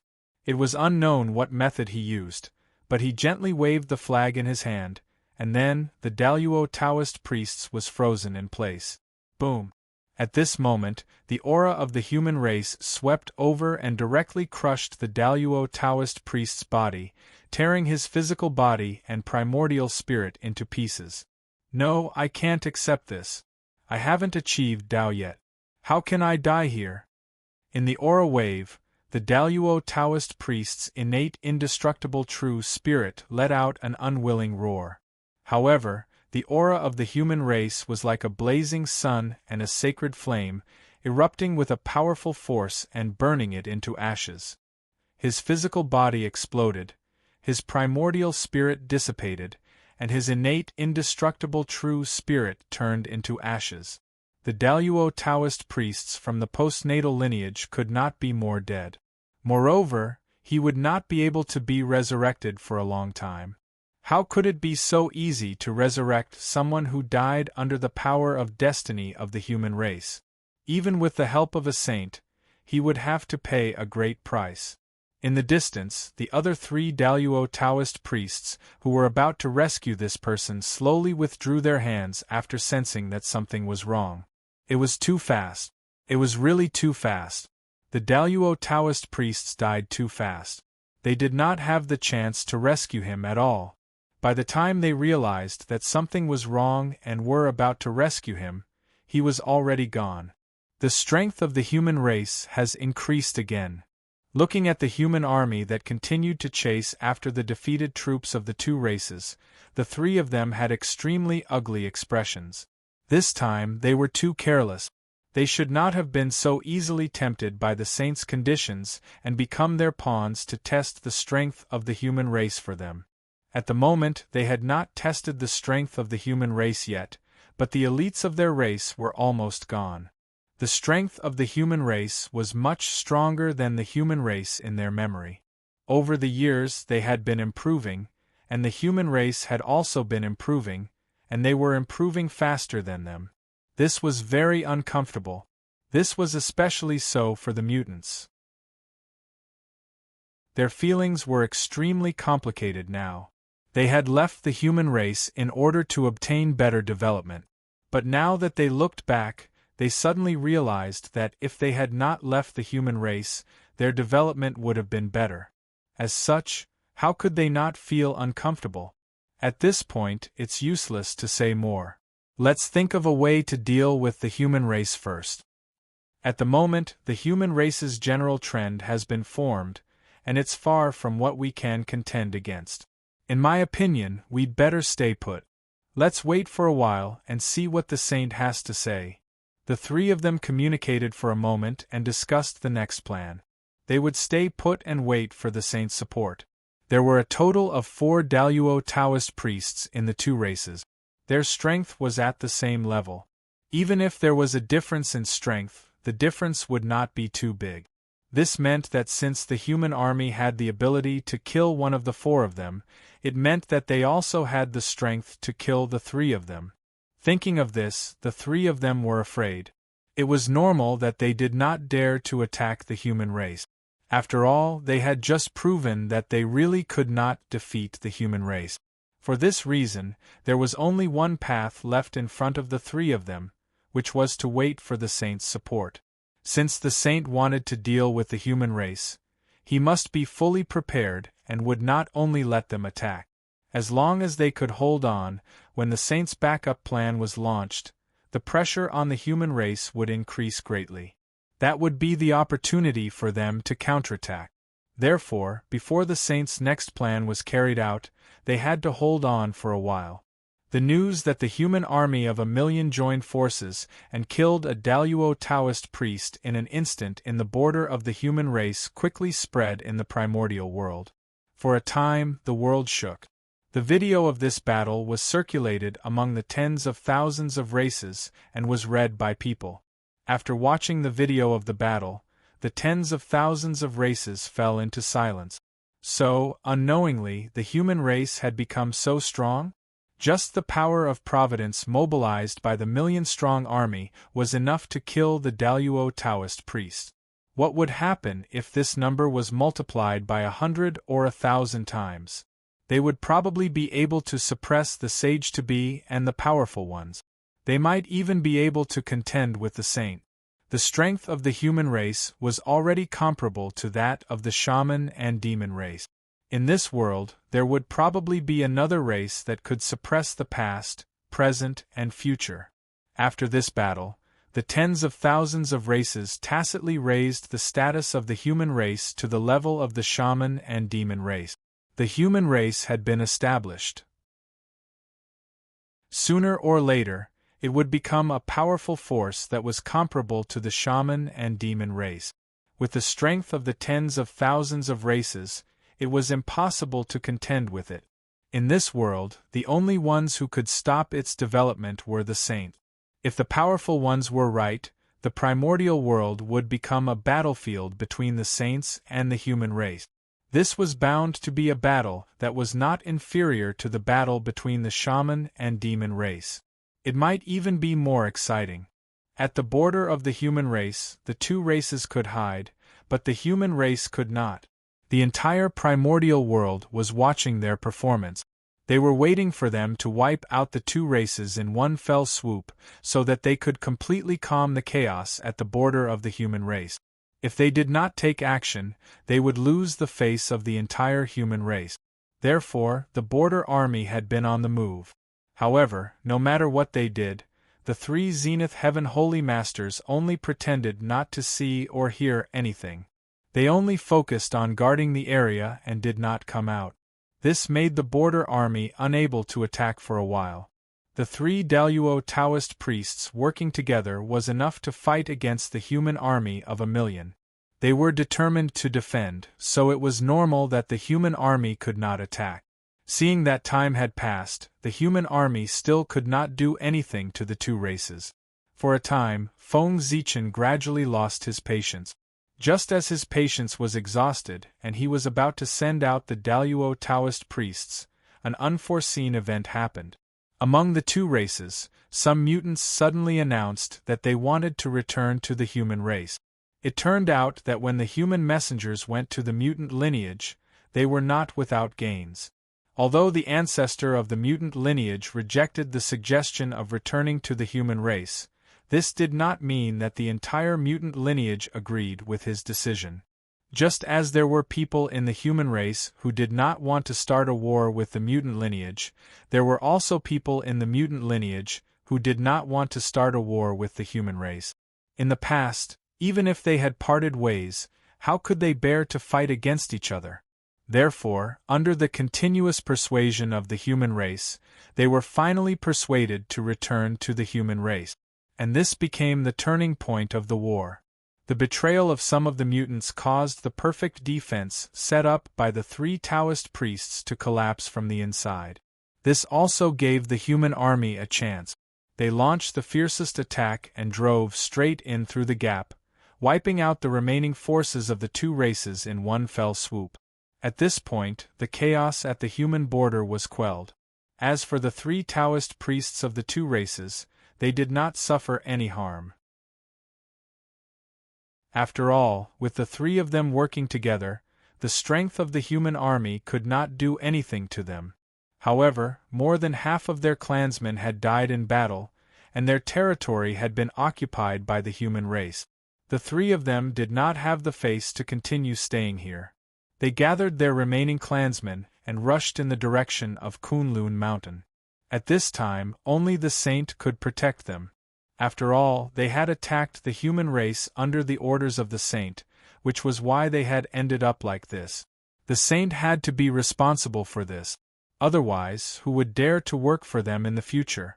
As for going back to take revenge on the human army, the 3 of them wanted to. Unfortunately, Feng Zichen did not give them the chance. In order to prevent the 3 of them from jumping over the wall in desperation, Feng Zichen sent several Daluo Taoist priests to come here and stare at them. It was because they sensed the aura of these Daluo Taoist priests that the 3 of them left without hesitation.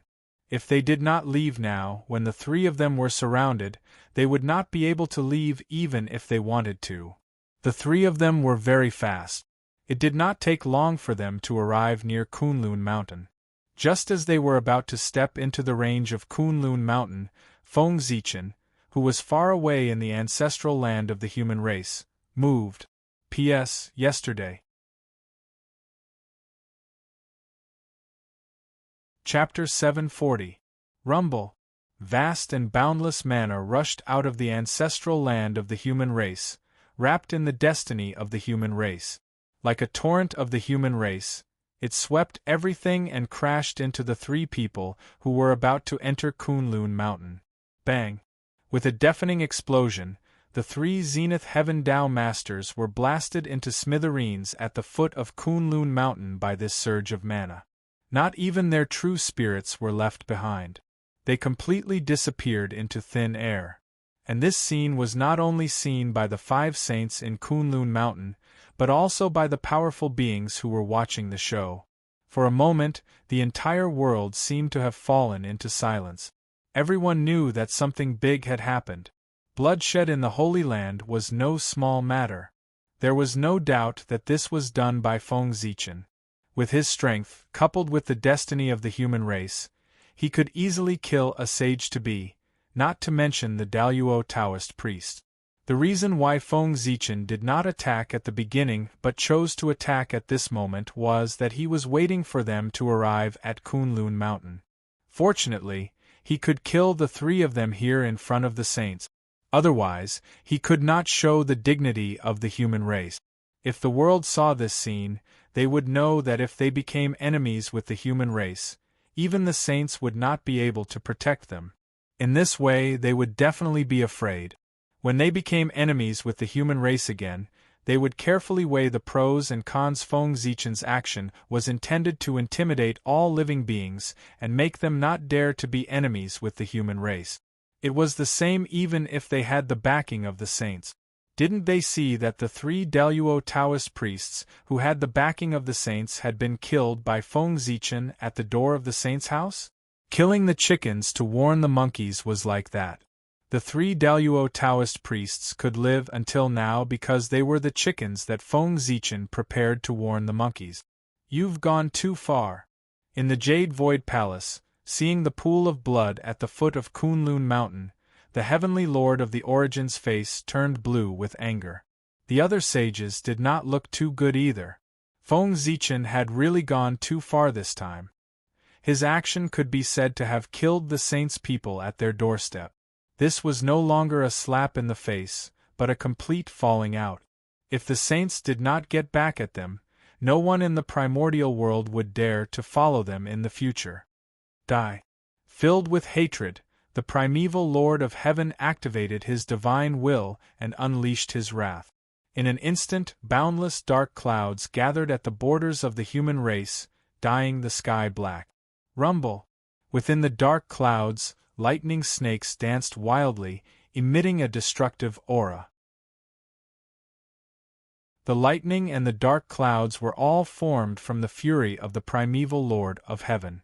When a saint was enraged, heaven and earth would change color. Boom! Endless thunderbolts burst forth and blasted toward the human border. The dazzling light turned the entire world white.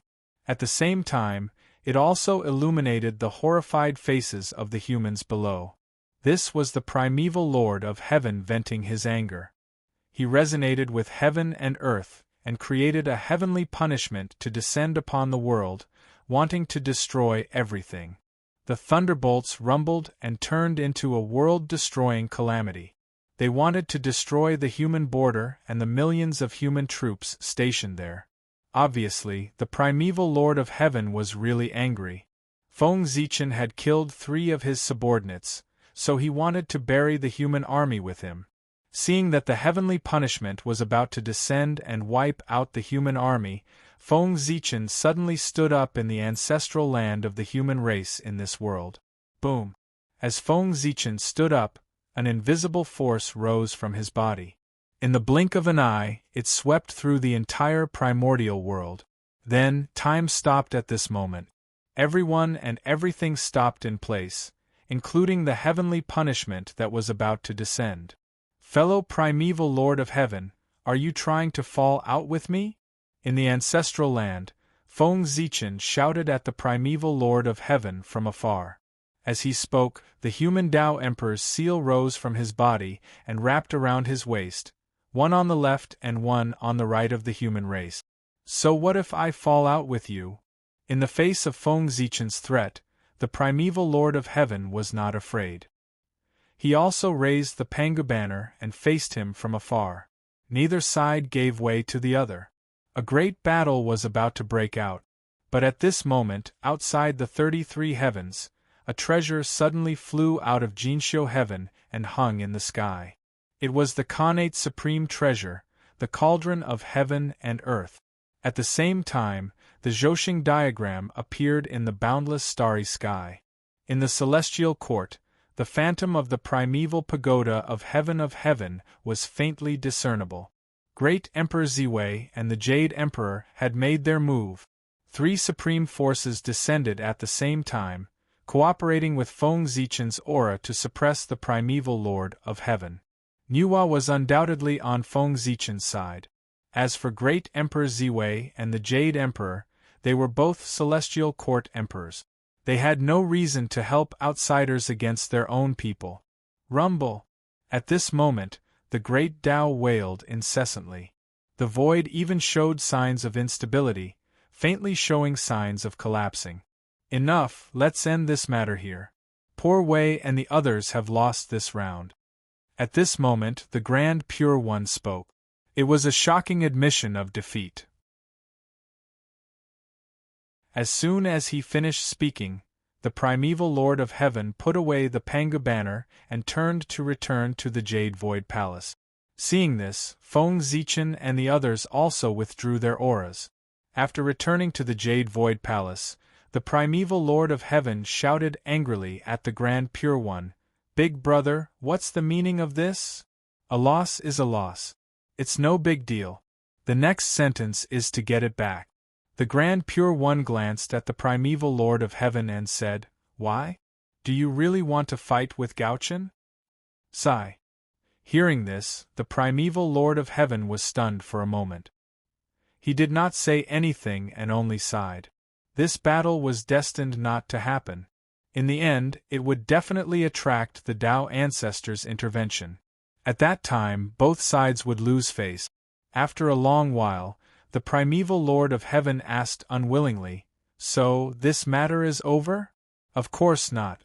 Although this attempt to test the human race has failed, I can see that Gaochen fellow Taoist is still as straightforward as ever. Just because of a disagreement you fight. How carefree. You should be a role model for our generation. However, it's also because of this that this battle has become more interesting. I just don't know if the carefree Gauchian fellow Taoist can still be carefree in the face of poor Wei's next plan. The Grand Pure One shook his head and said mysteriously. According to him, another plan against the human race had begun. North Sea. North Sea. North Sea, which had been silent since the fall of the ancient heavenly court, suddenly had huge waves. Rumble. In the North Sea, huge waves surged towards the land one after another. Under these huge waves, the figures of countless demon soldiers could be vaguely seen. They were all wearing battle armor and holding spears. Their bodies emitted a terrifying aura. That was the North Sea demon race. They had made a move. The North Sea demon race, who had been silent for many years, stepped out of the North Sea and came to the land in groups. They advanced forward according to the ancient demon army formation. Their target was the human race. The battle between the human race and the demon race had begun. In just a few days, the news of the North Sea demon race's reappearance and their troops in the North Sea spread throughout the primordial world. For a moment, the primordial world was in an uproar. Everyone was shocked by this news. That was the North Sea demon race, a force that had existed since ancient times. It could be said that they were the direct descendants of the ancient demon race. They were also the most powerful force of the demon race now. The North Sea demon race could almost represent the entire demon race now. Their strength was also unimaginably powerful. Just the demon gods of the Daluo Taoist priest's realm were not inferior to 100. After all, not all demons participated in the battle between the lichas and the demons. Patriarch Kunpeng was a shrewd person. How could he let his direct descendants take risk? Therefore, there were not many demon gods of the North Sea demon race who participated in the battle between the lichas and the demons. It was also because of this that the North Sea demon race's strength was preserved and they basically did not suffer any losses. And this also caused the prosperity of the North Sea demon race. 100 demon gods coexisted. In ancient times, demon god was the name of the Daluo Taoist priest. P.S. Brothers, I've tried my best. That's all I can write. It's too difficult to write in the hospital. However, this is the last day. After today we can change people.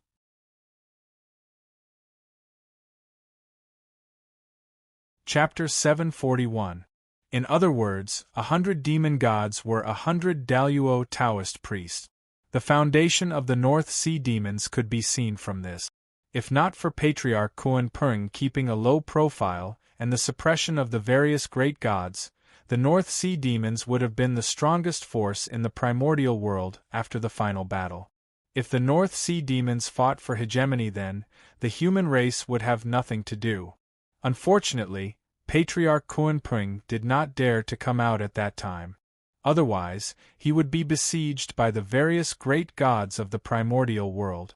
Because at that time, no one wanted to see the demons rise again.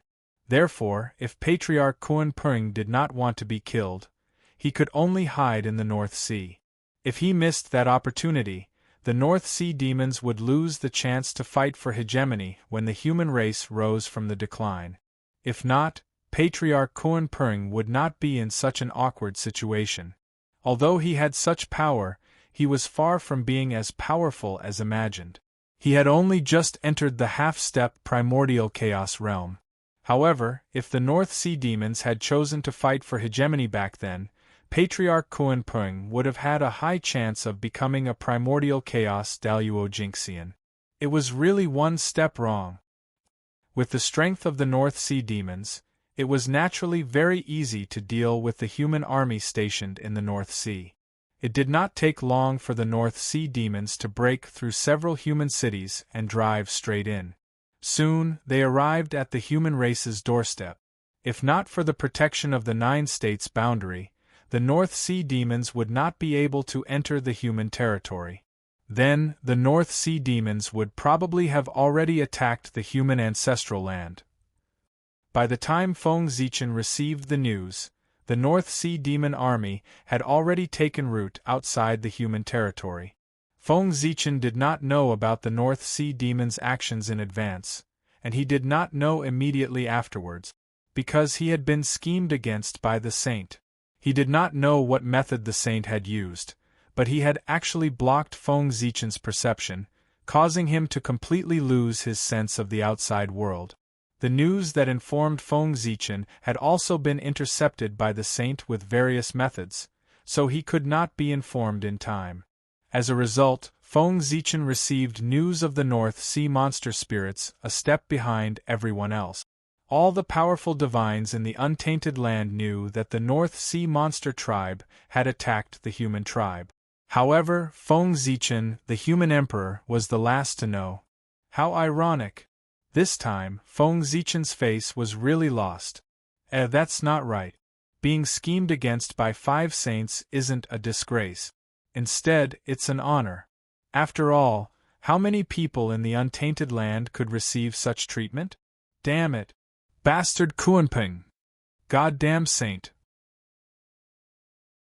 In the human emperor's palace, Feng Zichen, whose face was filled with anger, cursed at the sage and Kuanping. To him, losing face was not a big deal. The main thing was that things had gone beyond his expectations. He did not expect that the saint would invite the Kuanping to deal with him. This was really an unexpected move. To be honest, this matter was extremely unbelievable to Feng Zichen. After all, that was the Kuanping patriarch. How could he be with the saint? Didn't he hate the saint the most? If it weren't for the heavenly lord of the beginning and the 2 saints Zhuan-Ti, the Kuanping patriarch would have had a share of the saint position in the Purple Cloud Palace. Unfortunately, it was all ruined by the 3 saints. The heavenly lord of the beginning's sentence, "How can a person with feathers be the same as me?" completely ruined the Kuanping patriarch's opportunity to become a saint. For this reason, the Kuanping patriarch hated the heavenly lord of the beginning and the 3 saints to the core. How could he cooperate with them? Also, what was going on with the heavenly lord of the beginning and the 3 saints Zhuan-Ti? Didn't they look down on the Kuanping patriarch? Why would they be with him? Sure enough, there were no eternal enemies, only eternal interests. This sentence was applicable everywhere. He didn't know what benefits the saint had promised the Kuanping patriarch to make him give up his principles and choose to cooperate with them. F***ck. However, although he didn't know the specific deal between the 2 sides, Feng Zichen could roughly guess. It was nothing more than a promise to help the Kuanping achieve the Tao. Other than that, the saints had nothing to move the Kuanping patriarch. As for the alliance between Feng Zichen and the Kuanping patriarch, he didn't take it to heart. How could the Kuanping patriarch take it to heart? The Kuanping patriarch could even betray Di Juntai, let alone Feng Zichen. The Kuanping patriarch's words were just to be taken seriously. Even if it was a great Tao oath, one couldn't believe it. Whoever really believed it would really be a fool. This could be seen from Di Juntai. Look at how they were tricked by the Kuanping patriarch during the decisive battle between the lichas and demons. At the critical moment of the decisive battle, the Kuanping patriarch stole the He-Tu and Luo Shu and ran away. This matter, the Kuanping patriarch was really cunning. He wasn't afraid that one day, Di Jun would suddenly revive and fight him to the death. Feng Zichen didn't believe it. Back then, when the Kuanping patriarch joined the heavenly court, he didn't make any oath.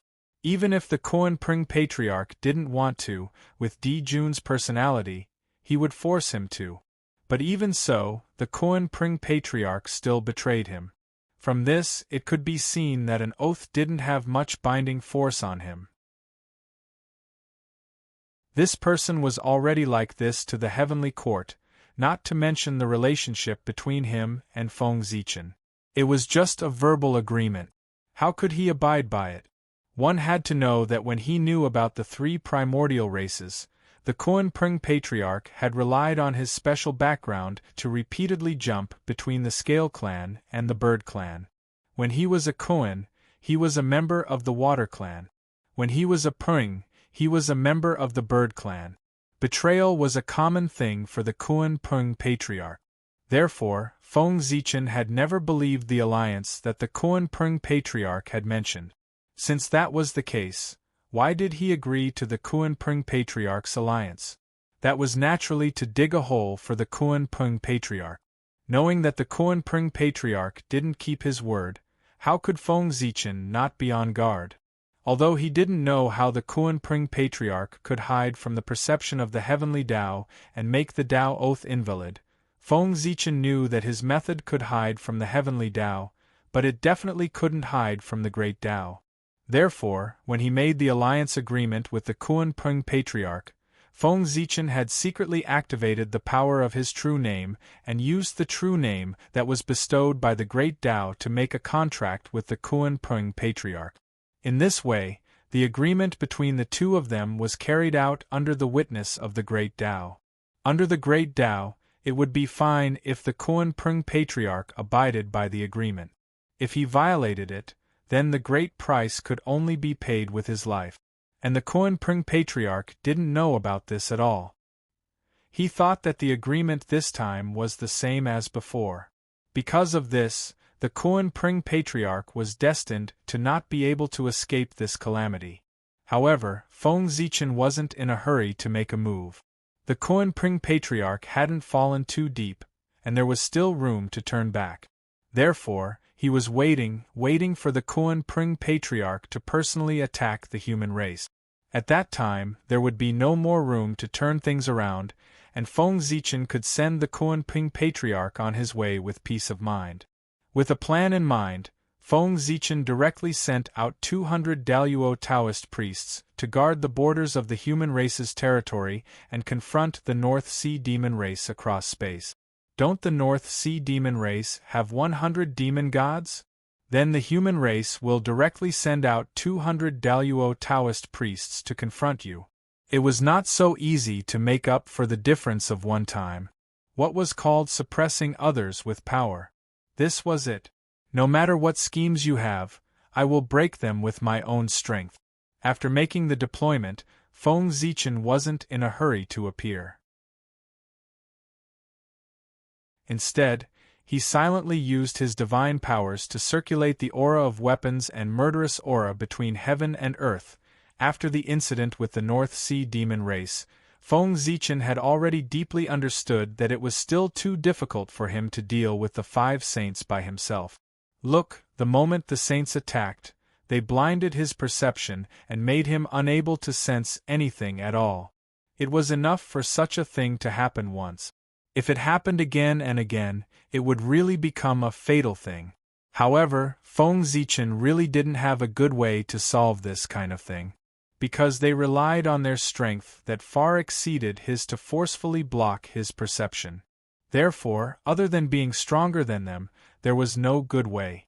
Because of this, Feng Zichen thought about it and decided to be straightforward. Since he couldn't stop this kind of thing from happening, then he might as well make everyone lose the ability to deduce the heavenly secrets together. In this way, everyone would be on the same level. Whether they won or lost would depend on their own method.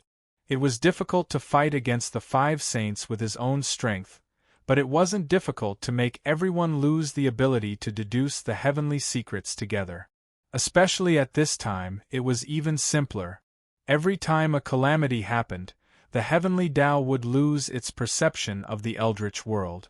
Then, all living beings would be free to do what they wanted to do to settle the karma between heaven and earth. This was also the reason why the heavenly Tao didn't appear when everyone was fighting to the death during the calamity, even if heaven and earth were to be broken. If the heavenly Tao couldn't sense the situation in the eldritch world, how could it appear to stop them? It could only wait for the calamity to end, and it could sense the situation in heaven and earth again before coming out to clean up the mess. The phenomenon of the heavenly Tao appearing after the destruction of the eldritch world was born because of this. This was also because it was affected by the calamity.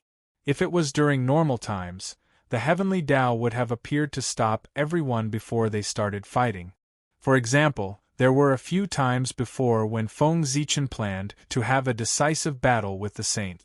However, at the crucial moment, he would be interrupted by the heavenly Tao.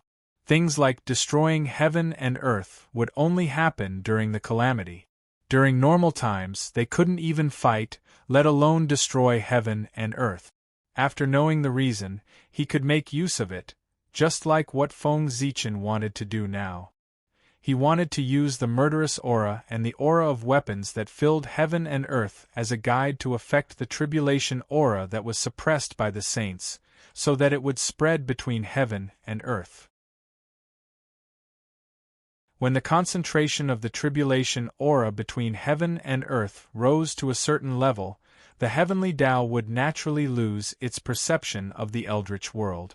After the heavenly Tao lost its perception of the eldritch world, all living beings would be free. True freedom. They could do whatever they wanted. They didn't have to worry about being targeted by the heavenly Tao. Similarly, the deduction method that relied on the heavenly Tao had completely lost its effect during the period when the heavenly Tao was fading.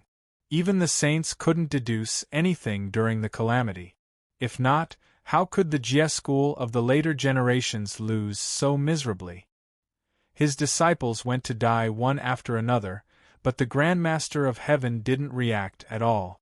Wasn't it because he couldn't predict the situation of his disciples? He thought that his disciples were all following his instructions and chanting in their cave abode. The North Star Emperor was the master of war. Controlling the power of weapons between heaven and earth was Feng Zichen's responsibility. For this reason, when he used his power of the heavenly Tao, the aura of weapons between heaven and earth swept across the entire eldritch world like a storm. Boom, boom, boom. Under the impact of the aura of weapons and the murderous aura, heaven and earth started to tremble. Then, wisps of tribulation aura appeared in the void and gradually spread between heaven and earth in an uncontrollable manner. Damn it! What's that bastard North Star doing? How dare he do this? The saints immediately sensed the change in heaven and earth. Then, their faces darkened.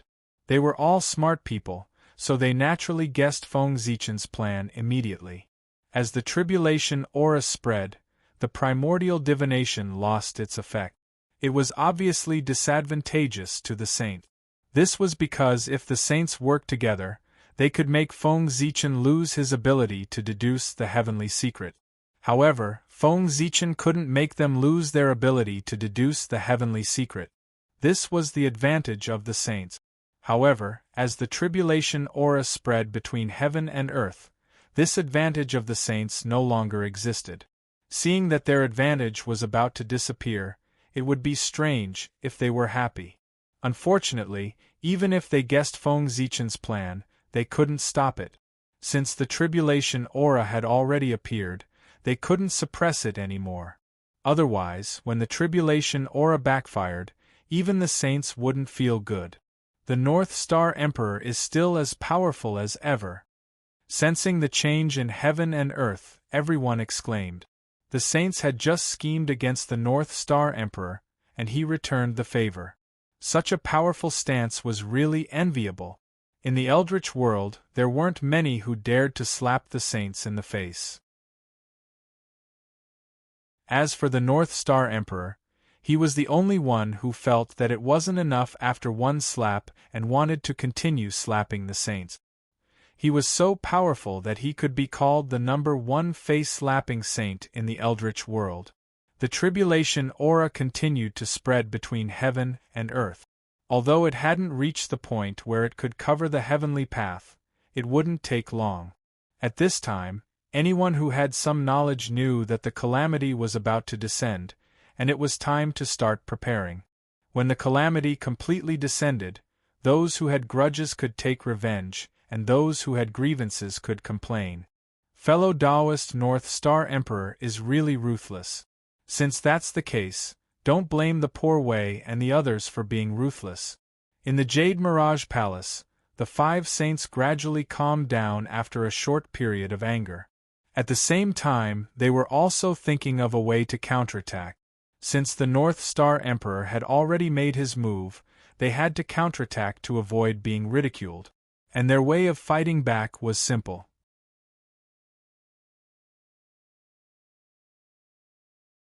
Chapter 742. That was Heaven and Earth Isolation. Millions of years ago, Emperor Zhuanxu followed the will of heaven and earth and developed the Sea of Laws, establishing the situation of the human race ruling the primordial world in one fell swoop. But now, the role of the Sea of Laws had been understood by the world. It might have restrictions on ordinary cultivators, but to important figures, it was almost like a decoration. There were too many ways to avoid it. Look at now, the various races in the primordial world were constantly conquering, but no one was forcefully led to the heaven realm. This meant that the world already had a way to avoid the Sea of Laws. But even so, it only meant that the Sea of Laws had lost its effect, not that heaven and earth isolation had lost its effect. With the Sea of Laws between heaven and earth, there were still many people in the heaven realm who could not come down. But the human race could come and go freely. This was the advantage of the human race. The current situation was that the human race could go up, but they were unwilling to go up. The heaven realm wanted to come down, but they could not. Therefore, what the saints wanted to do was to eliminate the advantage of the human race, reopen the passage between heaven and earth, and abolish the heaven and earth isolation. One had to know that after Emperor Zhuanxu severed the heaven and earth isolation, apart from a small portion of the innate races who were enemies of the human race, most of them entered the heaven realm. They cultivated and recuperated in the heaven realm, secretly accumulating strength in order to counterattack the human race in the future and reoccupy the primordial world. But the Sea of Law was placed horizontally there, completely blocking off the passageway for them to counterattack. No matter how they increased their strength, it was useless if they could not come down. In the current world, the North Sea demon race attacked the human race and delayed most of the human race's energy. It was a good opportunity for them to counterattack the human race. If they missed this opportunity, with the strength of the heavenly realms races, they would never have any hope of counterattacking the human race. Unfortunately, they could not come down. However, if the heaven and earth isolation was broken, the situation would be completely different.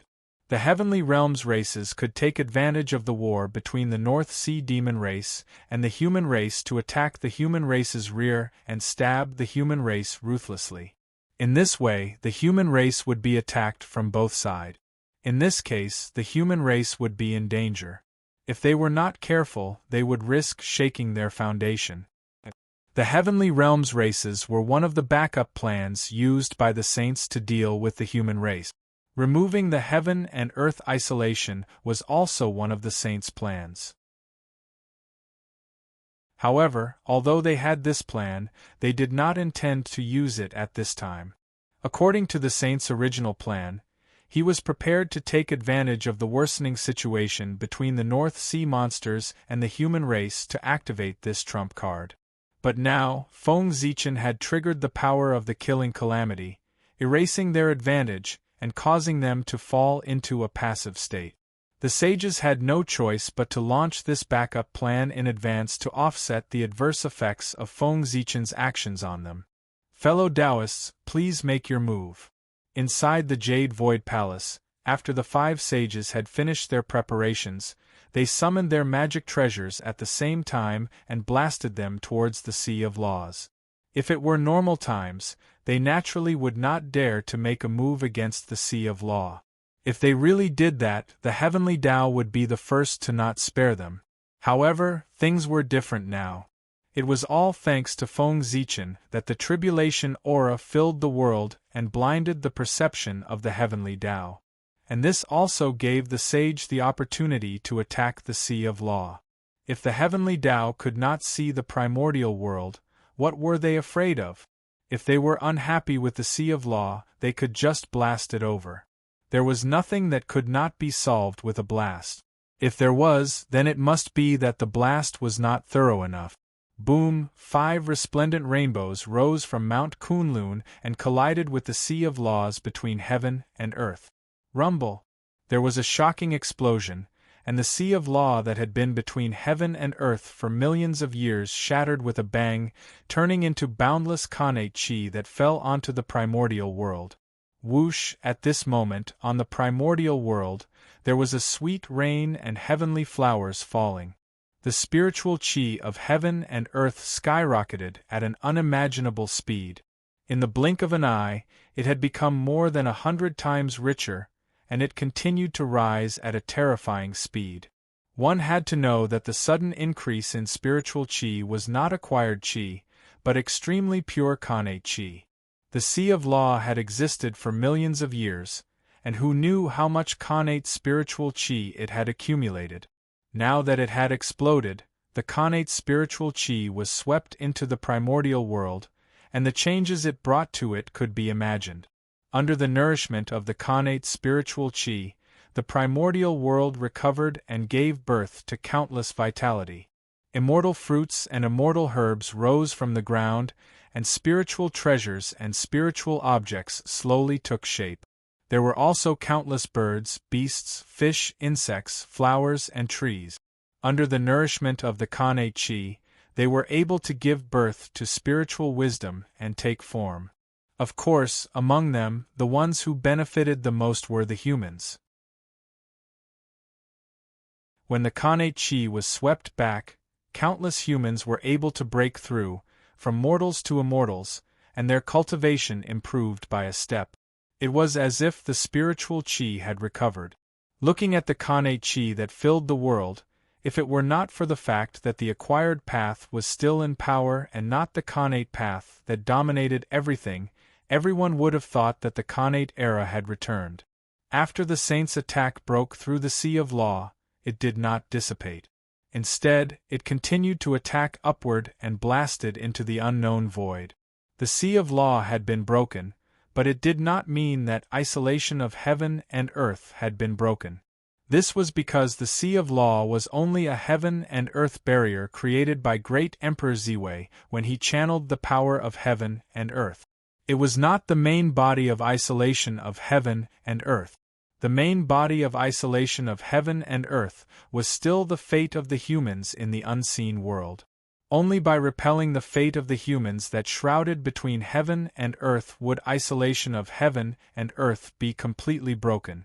Only then would the passageway between the two realms be connected, allowing everyone to come and go. Although the fate of the humans was strong, how could it fight against the joint forces of 5 saints? Not to mention, the fate that shrouded between heaven and earth was only a part of the fate of the humans. It was even more impossible to fight against the saints. With a boom, the portion of the fate of the humans that shrouded between heaven and earth was repelled by the saints. It rumbled back and merged with the fate of the humans once again. Rumble! At this moment, the fate of the humans shook violently. The 3 sovereigns and 5 emperors who were guarding the fire cloud cave used all their strength to suppress this tremor. The fate of the humans that had been cut off from the return of heaven and earth soared. Feng Zichen's strength naturally rose as well and became stronger. Oh no! We've been tricked! The moment they saw the sea of laws shatter and the innate spirit chi return, the 5 saints in the Jade Void Palace understood that they had been tricked by Feng Zichen. He had long known that someone would destroy isolation of heaven and earth, so he had made arrangements inside in advance. He was waiting for someone to destroy isolation of heaven and earth, so that the innate spirit chi inside would return to heaven and earth to increase the strength of the humans. Gaochen Gua is so cunning. After understanding that they had been tricked, the saints' faces darkened. After isolation of heaven and earth was broken, the advantage of the humans was erased, but it also caused the growth of the human strength to enter a spurt period. It was hard to tell whether it was good or bad. Fortunately, isolation of heaven and earth was broken by them in the end. Ha ha! In the human emperor palace, Feng Zichen could not help but laugh out loud when he felt the soaring fate of the humans. To be honest, Feng Zichen really did not expect that the saints would destroy isolation of heaven and earth. However, he knew that sooner or later, someone would not be able to resist attacking the Sea of Laws. There was no other reason than isolation of heaven and earth was too much of a hindrance and affected the freedom of some people. Therefore, from the beginning, isolation of heaven and earth was destined to not last long. To be honest, isolation of heaven and earth could last for more than 10 million years, which was already greatly beyond Feng Zichen's expectations. The great divine masters of the untainted land were more tolerant than he had imagined. Since he had long expected that the Sea of Laws would be destroyed, how could Feng Zichen not make preparations early? He secretly used a method to turn the entire Sea of Laws into spirit chi, waiting for it to break so that he could give back to heaven and earth. He did not expect that a casual move back then would actually plot against the saint. It was really fate. It was a pity that the innate spirit chi was rootless. Although there was a lot of it, under the consumption of countless cultivators, it would be exhausted in at most 10,000 years. However, it was also good to be able to last for 10,000 years. It was enough to bring about a lot of changes to this world. When isolation of heaven and earth disappeared, the cultivators of the heaven realm immediately sensed it. Then, they knew that their chance to counterattack the untainted land had come. Therefore, under the lead of the 10 Daluo Taoist priests, more than 100 innate races in the heaven realm secretly descended to the lower realm, planning to take advantage of the human race's unpreparedness to give them a ruthless blow. These were the innate 100 races, which could also be called the heaven realm's 100 races. This race thought that their actions were extremely secretive, and that no one would notice. However, they did not know that their actions were all seen by the 3 emperors, Great Emperor Ziwei, Jade Emperor, and Great Emperor of the South Pole. As the masters of the heaven realm, if someone was causing trouble under their noses and they could not detect it, then they would be a little useless as emperors. In the Hall of Enlightenment of the Heavenly Court, the 3 emperors of the Heavenly Court gathered together and silently watched the actions of the 100 races. Fellow Taoist Ziwei, do you want to help fellow Taoist Gaochen? The current situation of the human race is not very optimistic. With the addition of the innate 100 races, the human race is really in danger. Suddenly, Jade Emperor turned his head and said to Great Emperor Ziwei. After the death of Gaochen, Haotian had stopped the 2 great emperors of the Ziwei and South Pole from avenging him. Haotian had always felt guilty towards him. Therefore, now that he saw that Gaochen was in trouble, Haotian wanted to help him without hesitation to clear his thoughts. Cultivation, cultivation, cultivation, cultivation was about freedom. If one's thoughts were not clear, how could one cultivate the Tao? It was because of this that Haotian did not hesitate to stand on the side of Gaochen in this war. It was not for anything else but to clear his thoughts. Right now, Haotian really did not have any desires. He was just waiting to break through to primordial chaos Daluo Jinxian so that he could step down from his position as Celestial Emperor and live a carefree life. No need. In the ancient times, the 10,000 races joined forces and still could not defeat the human race. Now that there are only 100 races left, they are even less of a match for the human race. We don't need to worry about Gaochen. If he is no match for the human race, he will naturally ask for our help. Great Emperor Ziwei shook his head and said, "That's true." Haotian thought about it and agreed. He nodded and did not say anything else. These 100 races are quite interesting. They eat what belongs to the heavenly realm and use what belongs to the heavenly realm. Now, under the command of an outsider, they are becoming enemies with the heavenly court. Well done. At this moment, Great Emperor of the South Pole spoke. The moment he opened his mouth, he expressed his dissatisfaction with the 100 races. Indeed, these 100 races do not know how to appreciate favors. Our heavenly court has raised them for nearly 10 million years. Even a cold sword should be warmed up by now. But look at what they have done. It's just a sentence from the sage, and they can't wait to rush to the mortal realm and become enemies with fellow cultivator Gaochen. Their actions are really disappointing. I wonder what benefits the sage has given them to make them act like this. Hao Tian's expression turned ugly when he heard Great Emperor of the South Pole's words. The 100 races did not have a good life in the heavenly realm, but the 3 of them definitely did not make things difficult for them. They treated them equally. But look at how they repaid the heavenly court.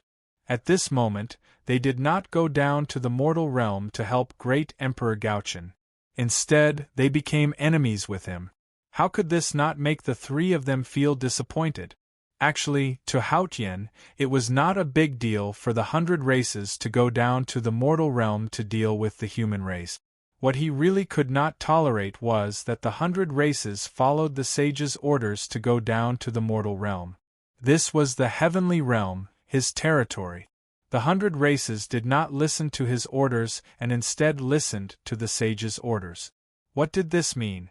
It meant that the 100 races did not take him, the celestial emperor, seriously at all.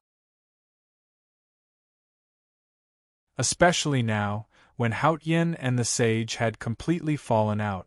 The 100 races' actions were like a slap to his face. Even if Hao Tian had no desires, he could not stand this grievance. One could imagine the anger in his heart. A group of ungrateful wretches. They are indeed annoying. Great Emperor Ziwei nodded and said, "We can't let this group of people stay. Even if it's not to help fellow cultivator Gaochen, we can't let them stay. Otherwise, if we allow them to go down to the mortal realm, the other races in the heaven realm will follow suit. How can we rule the heaven realm with dignity? At that time, it will be hard to say whether we or the sage will be in charge of the heaven realm." After hearing the 2's words, Hao Tian made a decision in his heart. The 100 races could not be allowed to stay. Otherwise, it would not be enough to intimidate the 10,000 races in the heaven realm. In the heaven realm, any race that was related to the sage should be killed on sight. Only then would they know who the master of the heaven realm was. After that, they would understand what to do in the future. What you said makes sense. Then, should we send people to bring the heavenly soldiers and intercept them? Hearing this, the corners of Great Emperor Ziwei's eyes twitched. He knew that Hao Tian had the intention to kill. The 100 races were too impatient and had narrowed the path ahead of them. If they had known this before they went down to the mortal realm and reported to Hao Tian, such an incident would not have happened. TSK, there's no need to go through so much trouble. Hao Tian shook his head. With a thought, a destructive tide suddenly appeared between heaven and earth. It swept toward the army of the 100 races that was passing through the passage of heaven and earth. P.S. A warm celebration of the first anniversary of this book. I originally planned to add more chapters today. But there was a sudden accident and I had to stay in the hospital for 3 days and 2 nights. So I had to change the plan. The plan to add more chapters will probably start tomorrow or the day after tomorrow. Brothers, please forgive me.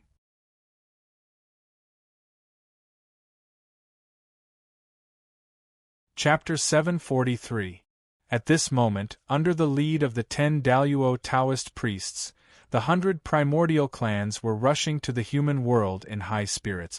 They were completely unaware that danger had already arrived. Rumble! Very suddenly, the tide of destruction struck and swept everything around it.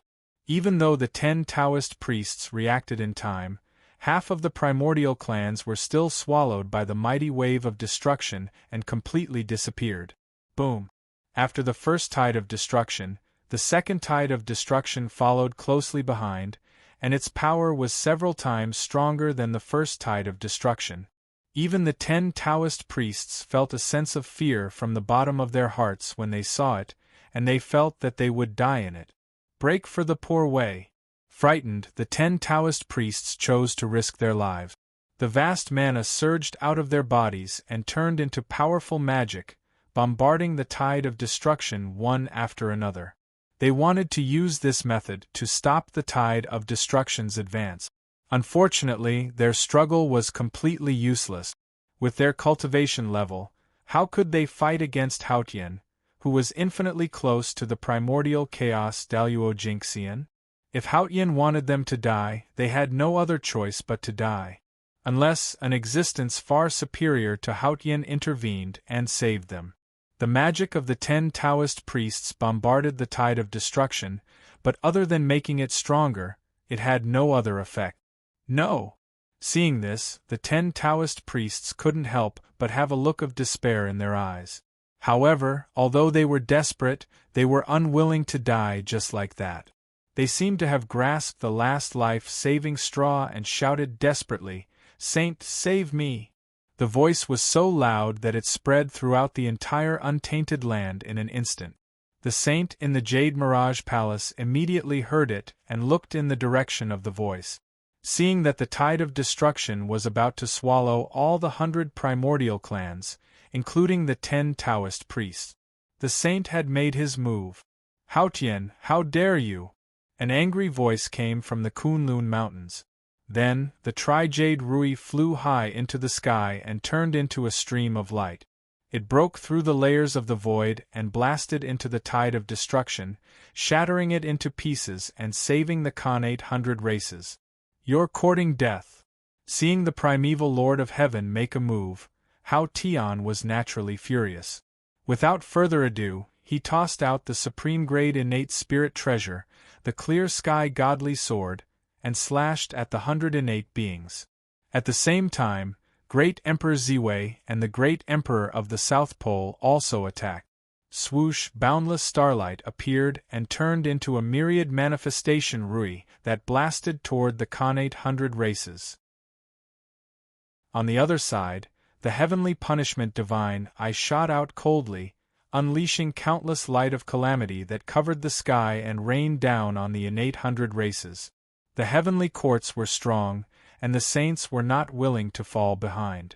The Tri-Jade Rui spun and met the Wanxiang Jade Rui. At the same time, the Qingping sword and the coiling dragon cane flew out from the Kunlun mountain one after another, each facing the Haotian divine sword and the heavenly punishment divine eye.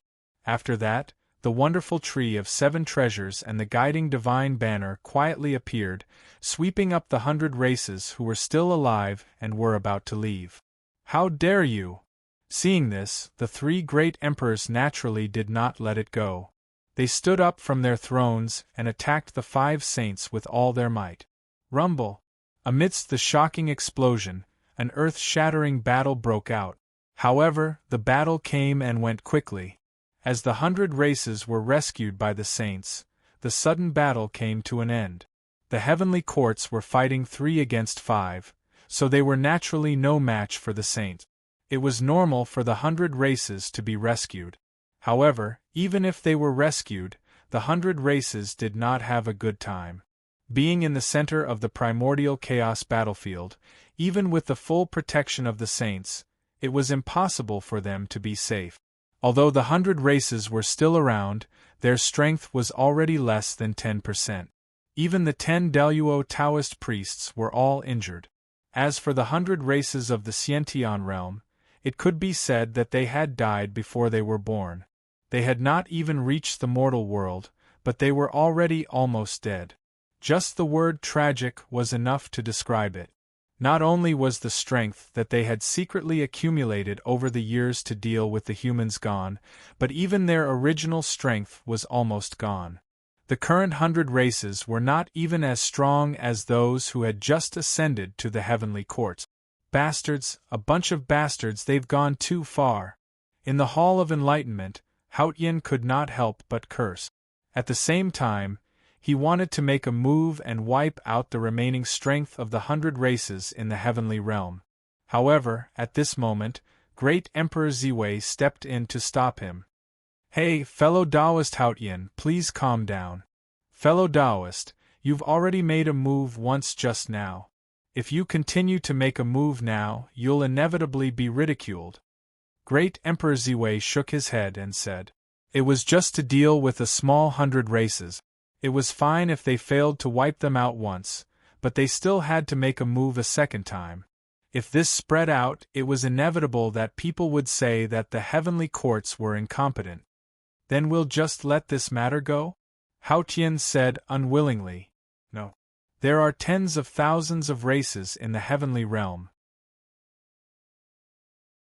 The saints can mobilize the 100 races, but they definitely can't mobilize the 10,000 races.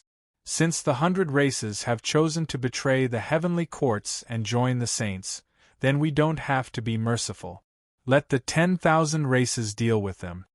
Great Emperor Ziwei said slowly as he glanced in the direction of the heavenly realm. The 100 races were not all of the heavenly realm. They were just a part of it. Moreover, not everyone in the heavenly realm was willing to be the lackey of the saint. There were many races that belonged to the 3 emperors. After thinking for a while, Hao Tian asked, "What if they refuse?" "Refuse? Fellow Taoist, you have to know that this is the heavenly realm, our territory. Since they live here, they have to obey our rule.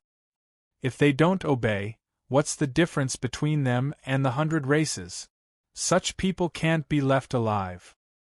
Hearing this, Great Emperor Ziwei was silent for a long time before he said slowly, "Yes, those who obey us are our people. Those who don't obey us, what does that have to do with us? What right do they have to stay in the heavenly realm?" Great Emperor of the South Pole also said, "This, yes, the 2 of you are right. It's the poor Wei who misunderstood." After listening to the 2 of them, Hao Tian seemed to have understood something. Then, an order jointly issued by the 3 emperors spread from the Lingshao Palace and spread throughout the heavenly realm. The 100 races of the Khanate realm had betrayed the heavenly court and ordered the races of the heavenly realm to attack them together. As soon as this order was issued, the people of the heavenly realm immediately became anxious. The races that were enemies of the 100 races took this opportunity to mobilize their troops and occupy the territories left behind by the 100 races. As for the heavenly court, they mobilized the elites of the heavenly realm and formed an army. In a few days, they would go to the lower realm and conquer the 100 races of the Khanate realm that had betrayed them. As for the Khanate races that were unwilling to attack the 100 races of the Khanate realm, they were either chased out of the heavenly realm or dealt with together. From now on, the heavenly realm only needed one voice. That was the voice of the heavenly court. Putting aside the matter of the heavenly realm, the war at the border of the human territory gradually became more intense. This time, Great Ancestor Kuanping was determined to become enemies with the human clan. Not only did he mobilize hundreds of demon gods, but he also brought out the foundation of the North Sea Demon Clan. They were the elites of the North Sea Demon Clan from the ancient times. What were the elites of the North Sea Demon Clan? They were the elites of the Demon Clan from the ancient times. In the ancient times, only the most outstanding Tai Jinxian were qualified to become the elites of the Demon Clan. Not only did they have powerful cultivation techniques and divine powers, but they were also equipped with powerful Dharma treasures. They ranged from supreme grade acquired cardinal treasures to Khanate spirit treasures. In the past, the vanguard sent by the demon race to attack the human race was known as the inferior demon soldiers. Each of them had the cultivation base of a primordial immortal, let alone the elites of the demon race, who were even stronger. The weakest had the cultivation of Tai Jinxian, and the strongest had already stepped into the half-step Daluo realm. Moreover, these demon clans were all ancient demon clans. Since they were from the primordial demon clan, there was no doubt that they cultivated the Khanate Tao. After all, the ancient times were still the Khanate era, and there was no room for the postnatal Tao to survive. If one counted carefully, the elites of the North Sea Demon Clan had 1,000 half-step Daluo and 1,000,000 Tai Dao lords. At the peak of the North Sea Demon Clan, there were definitely more than these Demon Clan elite. There were even 100 million of them. However, no matter how capable Great Ancestor Kuanping was, it was impossible for him to hide 100 million North Sea elites in front of Di Jun Tai. In fact, Great Ancestor Kuanping couldn't even keep 1,000,000 elite. Now, the reason why there were so many North Sea elites was because he had spent all these years nurturing them. To put it bluntly, excluding Daluo Jinxian, the strength of the North Sea Demon Clan was 30 to 40% of the human clan's strength, even if they couldn't compare to the human clan. Strong, they were really too strong. The North Sea Demon Clan elites attacked the human clan. If not for the protection of the Nine States barrier, the human clan army would have been scattered by the demon clan army. In fact, with the current strength of the human clan, it wasn't impossible for them to gather 1,000,000 Tai Dao Lord. However, even if they could, Feng Zichen couldn't let them fight the demon clan elites here. After all, the human clan's territory was too large and there were too many places that needed to be guarded. Feng Zichen couldn't transfer too many experts to deal with the North Sea elite. Otherwise, the North Sea Demon Clan would be repelled, but the rest of the human clan would be in trouble. It was also because the war between the two clans had not entered the final stage. Otherwise, no matter how strong the North Sea Demon Clan elites were, it would be difficult for them to defeat the human clan. If the 500 Daluo Taoist priests of the human clan attacked together, they would be able to sweep everything away. Unfortunately, at this moment, the Daluo Taoist priests of the human clan and the Daluo Taoist priests of the demon clan could only confront each other and not attack. Otherwise, what awaited them would be the joint attack of all the great divine abilities of the primordial world. If hundreds of Daluo Taoist priests were to fight, their destructive power would be enough to cause irreparable damage to the primordial world. Therefore, in order to protect the primordial world, such a large-scale battle was not allowed to happen. Once violated, the entire world would suffer. Of course, this agreement only restricted the great divine abilities and the Daluo Taoist priests. It didn't bind the saints and the primordial chaos Tao Master. Who could be stronger than them? Apart from that, when the great divine abilities and the Daluo Taoist priests were forced into a corner, they could also violate this agreement. That's right. If they were about to die or their clans were about to be destroyed, there was no need to abide by this agreement. They could fight with their lives on the line and perish together with their opponent. However, this was only allowed to happen under extreme circumstances. Under normal circumstances, the Daluo Taoist priests would not fight. In other words, unless the human clan was in a life-and-death crisis or the North Sea Demon Clan was about to be destroyed by the human clan, the Daluo Taoist priests of the two clans could only fight to the death. At other times, the Daluo Taoist priests could only serve as a deterrent, but they could not be used on a large scale. Just like the nuclear weapons of the later generations, their deterrence was more important than their practical use. They would not be used easily. The Daluo Taoist priests could not take action, and the human clan's forces were too scattered. It was really difficult to deal with the demon clan's elites in a short time. Feng Zichen could only try his best to draw out troops from other places of the human clan to stabilize the situation at the border. This would take time. Although the human clan's armies were large, they all had missions and could not be mobilized as and when Feng Zichen wanted. They needed to be carefully coordinated before they could draw out a portion of their forces to reinforce the border. After all, the human clan's current opponents were not just the demon clan. There were too many places where they needed to deploy troops.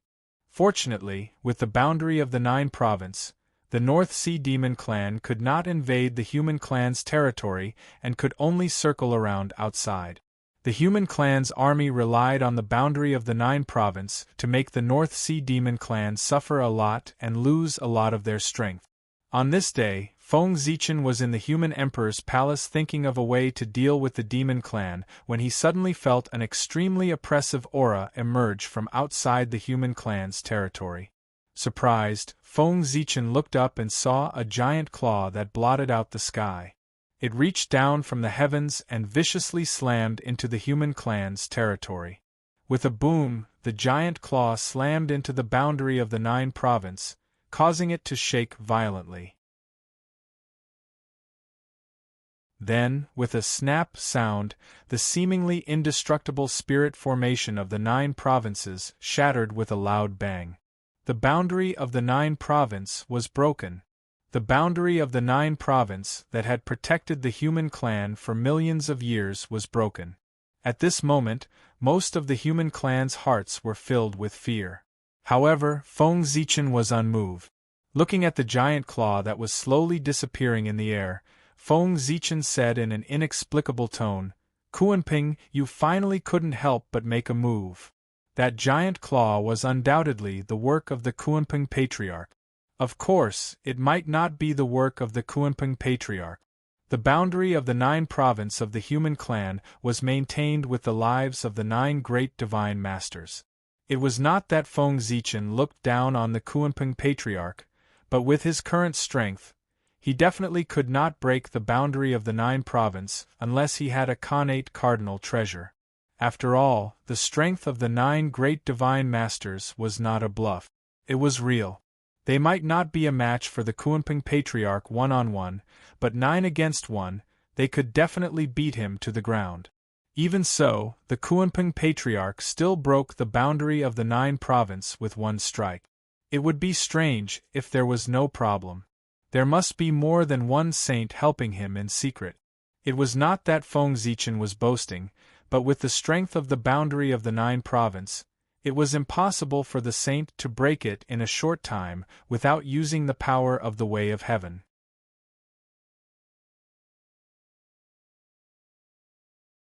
Chapter 744. At the very least, it couldn't be done in one move. Of course, this referred to a sage. If several sages joined forces, they could indeed break the boundary of the 9 provinces in one move. Just like the current situation. Alas, what a pity, Kuan-Pering. Feng Zichen sighed and said with a little pity. The great ancestor Kuan-Pering had chosen to be his enemy and had embarked on a dead end. Standing up from the throne, Feng Zichen released his divine thought and tried to restore the boundary of the 9 provinces. But at this moment, he encountered resistance.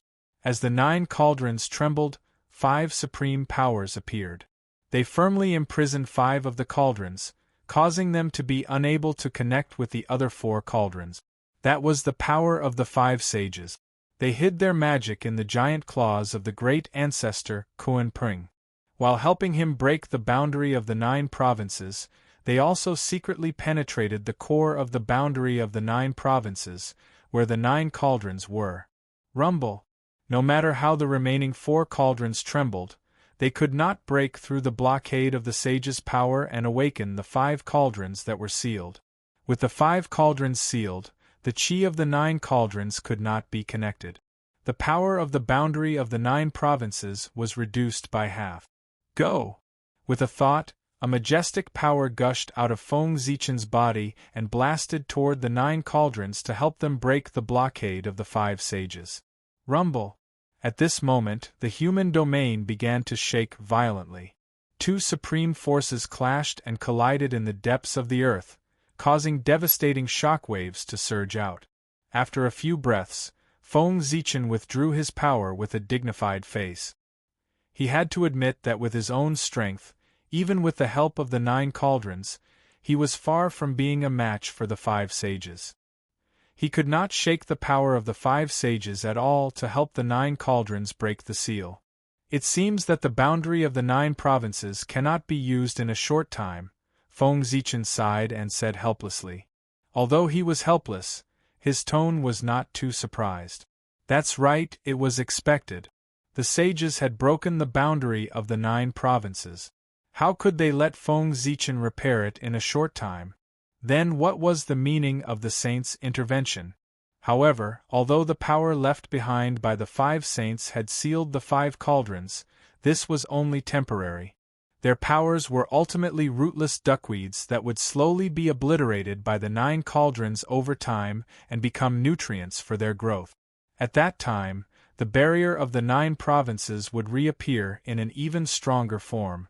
This was inevitable and irreversible, but it required time. At least 1,000 years and at most 10,000 years. During this period of time, the barrier of the 9 province had completely lost its function. No matter what race they were, they could freely enter and leave the borders of the human race. The moment the boundary of the 9 states shattered, the elites of the North Sea moved. Like a sharp sword, they directly pierced through the human army and rushed into the human territory.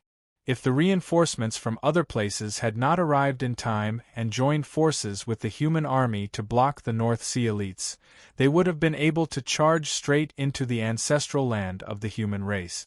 Troublesome. In the human emperor palace, Feng Zichen could not help but shake his head when he saw the scene outside the border. He was very disappointed with the performance of the human army. Even if the North Sea elites were very strong, without the barrier of the 9 provinces, the human army could not be so easily broken through. This behavior could no longer be described as incompetent. Alas, the human race is really getting worse with each generation. Shaking his head in disappointment, Feng Zichen said. Now his expression was like a high school teacher complaining that they were the worst class he had taught. It's a pity that the human race of the mini-primitive world can't appear in the primitive world for the time being. Otherwise, how could the North Sea elites have the chance to be arrogant? Inexplicably, Feng Zichen thought of the human race in the mini-primitive world. That was the real elite of the human race. Their strength was not weaker than the elite of the demon race at all. In fact, they were even stronger. However, that was Feng Zichen's last trump card. He had to use it at the most critical moment to give the saint a surprise. It would be a waste to use it on the North Sea elites now. Wait, he still had to wait. When the saint thought that victory was in his hands, it would be time for the real elites of the human race to appear. Now, the battle between Feng Zichen and the saint was to reveal each other's trump cards. It was to see who had more hidden trump cards and who was stronger. Whoever used up their trump cards first would have lost most of this battle. Although he was very disappointed with the young people of the human race, Feng Zichen could not really leave them alone. If the human race's frontline army was really defeated by the North Sea elites, then the ordinary humans in the human race's territory would suffer. The North Sea demons would not pity them. They would definitely turn them into blood food to become resources for their own improvement. Therefore, out of consideration for the mortals in the human territory, Feng Zichen decided to reveal a trump card. He released his divine consciousness, crossed the endless void, and came to a battlefield full of devastation. Here, broken flags fluttered, the sky was stained with blood, there were traces of a great battle everywhere, and there were countless corpses on the ground. There were monsters, dragons, phoenix, humans, and so on. This battlefield was one of the main battlefields of the monster race's war against the humans in the ancient times. It could be said that apart from the battle in the human Tao imperial court, this was the most tragic battle. The battle was so tragic that not only did most of the experts of the 3 races and the human race die here, but even a great treasure of the human race was lost here. One could see a broken section of the city wall in the center of the battlefield. It was buried in the endless yellow sand, allowing the passage of time to sweep past it.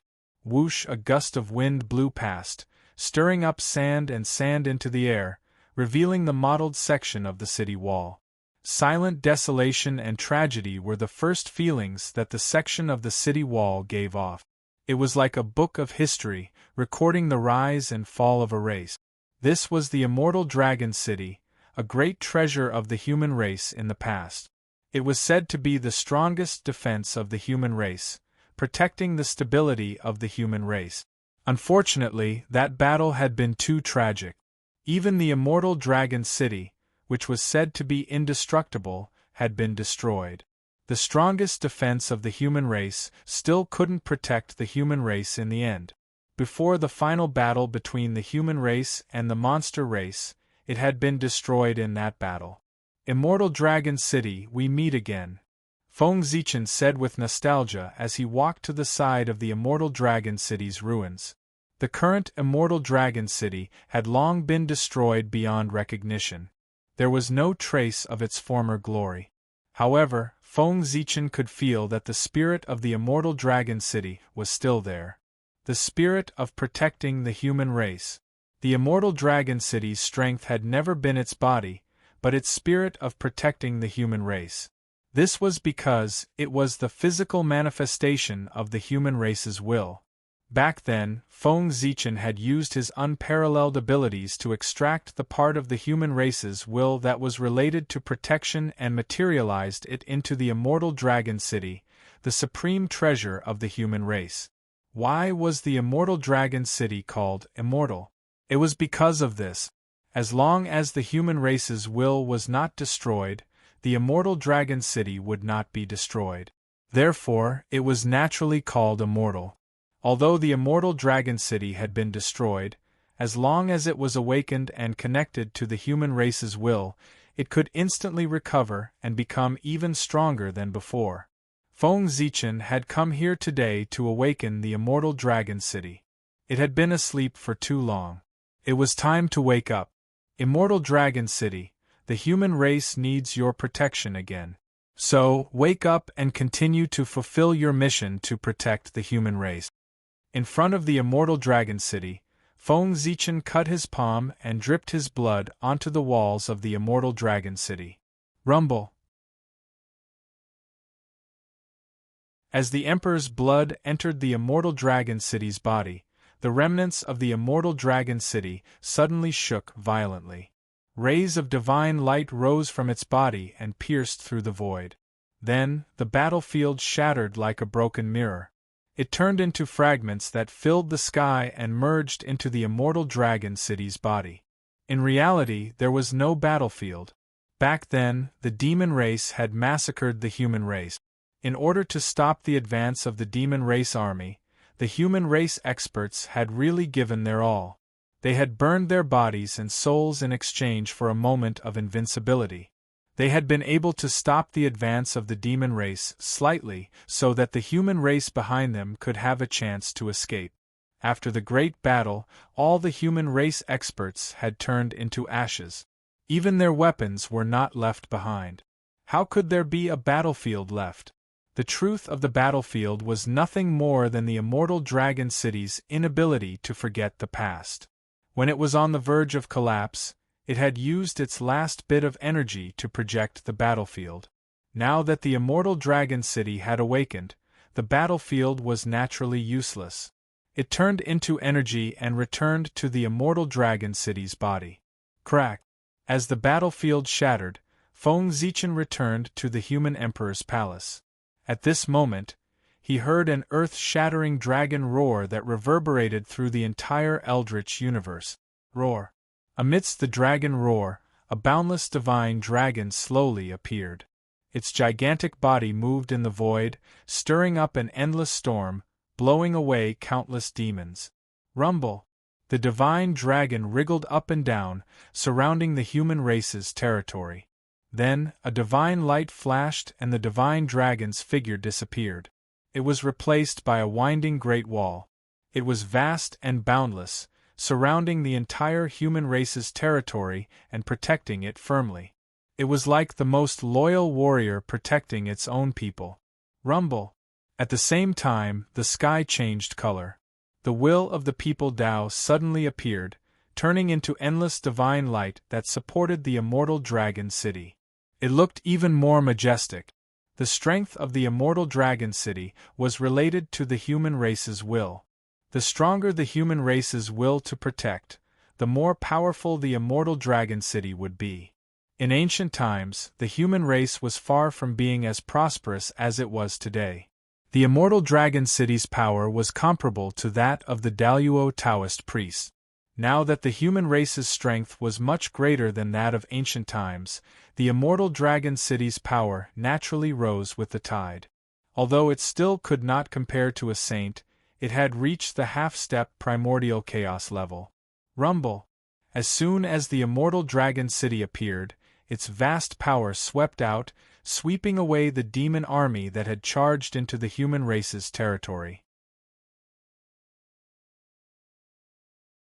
The boundary of the Nine Province was broken, and the immortal dragon city appeared. In an instant, the human race regained its stability. That's the immortal dragon city of the human race. I didn't expect that this treasure was not destroyed in ancient times. Instead, it was hidden by the North Star and only taken out now. Seeing the great wall that suddenly appeared outside the human race's territory, the saint's eyes narrowed slightly. He recognized its origin. In fact, he was not the only one. Every existence that paid attention to the demon race's massacre of humans in ancient times also recognized the origin of the immortal dragon city. After all, the groundbreaking feat of using one's will to refine a treasure was truly unforgettable. The North Star has so many trump cards. He used the immortal dragon city today, which reminded the poor way of something. In the later stages of the Great War between humans and demons, Tai used all his strength to seal a human city, the Imperial Court of Human Tao. That was also the place the North Star used to set up the Chaos Formation back then. Now that I think about it, it's probably also one of the North Star's trump cards. The Grand Pure One frowned as he looked at the restless dragon city. He seemed to have thought of something and said slowly, "The Chaos Formation." Hearing this name, everyone's eyes narrowed involuntarily. The Imperial Court of Human Tao was nothing, but the Chaos Formation had left a deep impression on them. The Great Tao Divine Diagram, the endless Khanate Divine Light, the indomitable God-fiend phantoms that stood between heaven and earth, and the heavenly Tao's incarnation that made people tremble. They had never thought that, before the Chaos Formation appeared, no one had thought that there would be a formation that could directly summon the heavenly Tao's incarnation. Little did they know that when the Chaos Formation summoned the heavenly Tao's incarnation, everyone was shocked. It was also at that moment that everyone had an indelible impression of the Chaos Formation. At the same time, the Chaos Formation became one of the three great formations of the primordial world. Yes, that's right. There were 4 of the 3 great formations, just like the 4 heavenly kings had 5. This should be common knowledge. I almost forgot that the North Star still had this trump card. We really can't be careless when facing him. After coming back to his senses, the primordial Lord of Heaven said with some lingering fear. He really didn't think of the Chaos Formation. After all, the Imperial Court of Human Tao hadn't appeared in front of everyone for too long. It had long been forgotten by the world. Perhaps the news of the Imperial Court of Human Tao hasn't spread in the primordial world because the North Star deliberately blocked it. His goal was to wait for this moment. For some reason, Taoist Kundi thought. However, it didn't matter. Since they had noticed it in advance, they could make preparations early. The effect of the North Star's trump card would undoubtedly be greatly reduced. If they could still be tricked by the North Star under such circumstances, it could only be said that they were really too useless. It was also because Feng Zichen couldn't hear their thoughts. Otherwise, he would definitely laugh out loud. Feng Zichen wasn't surprised that the 5 saints could guess the Imperial Court of Human Tao. However, it would be strange if they could guess what was inside. There was nothing to look forward to in the Imperial Court of Human Tao. However, the humans inside were the surprise that Feng Zichen gave to the saint. They were also his greatest trump card. This was something that the saints would never have thought of. They would never have thought that there were millions of Tai Tao lords in the Imperial Court of Human Tao.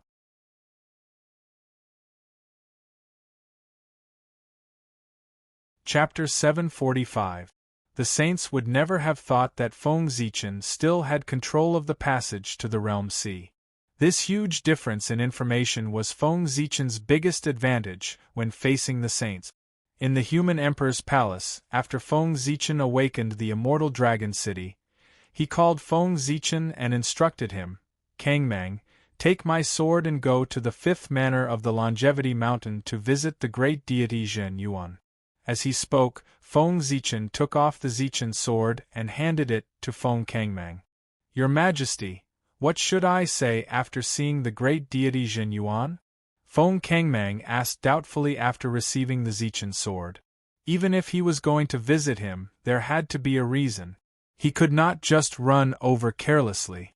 After you see the great deity Zhen Yuan, don't say anything. Just wait for me and say hello to him.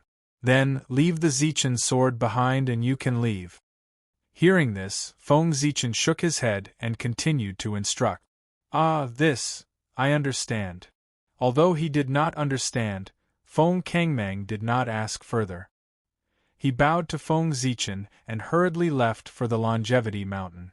Kuan Peng, your death is coming.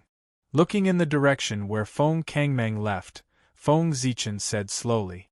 The purpose of letting Feng Kangmang go to the Longevity Mountain to visit Zhen Yuanzi was naturally to use him to kill the great deity Kuan Peng.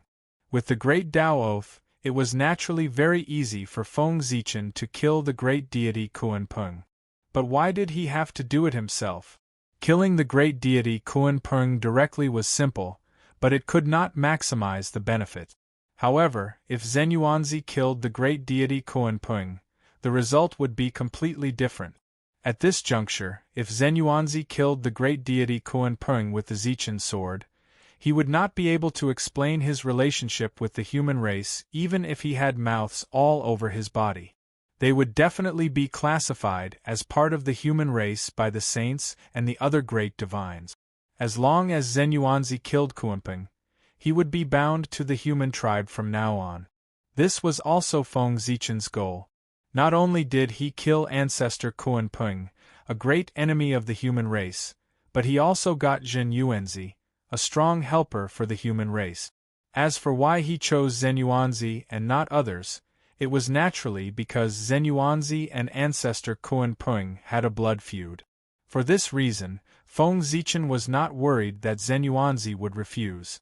This might be Zhen Yuanzi's only chance to kill Ancestor Rock and avenge Ancestor Hongyun. If Zhen Yuanzi missed this opportunity, he would never have the chance to kill Kuan Peng. Therefore, he could not refuse. Besides, even if Zhen Yuanzi refused, it didn't matter. Feng Zichen is such a shrewd person. Do you think Zhen Yuanzi will be fine if he refuses? That would be too naive. He had many ways to force Zhen Yuanzi to agree. Over the years, not many people who were targeted by Feng Zichen could escape from his hands. Feng Kangmang was a Taoist priest who had attained Daluo's fruit of Tao. His speed was naturally extremely fast. Therefore, it did not take long for him to reach the vicinity of Longevity Mountain. When he was still some distance away from Longevity Mountain, Feng Kangmang walked out of the void and changed to walk to Fifth Manor Temple to show his respect to the ancestor of earthly immortals. In Fifth Manor Temple, Zhen Yuanzi, who was in seclusion, suddenly opened his eyes. He called for 2 Taoist children and ordered, "Qing Feng Mingyu, there is an important guest. Quickly go out and welcome him for me, so as not to be impolite." "Yes, master." As soon as he finished speaking, the 2 children walked out and bowed to Zhen Yuanzi. Then, they walked towards the door. It's strange. Why would the human emperor send someone to the poor way? Zhen Yuanzi murmured to himself in confusion after the 2 had walked away. He did not understand why the human emperor sent someone to see him. Did he want him to get involved in this killing calamity? That was absolutely impossible. There were too many variables in this killing calamity, and people could not see the trajectory of its development.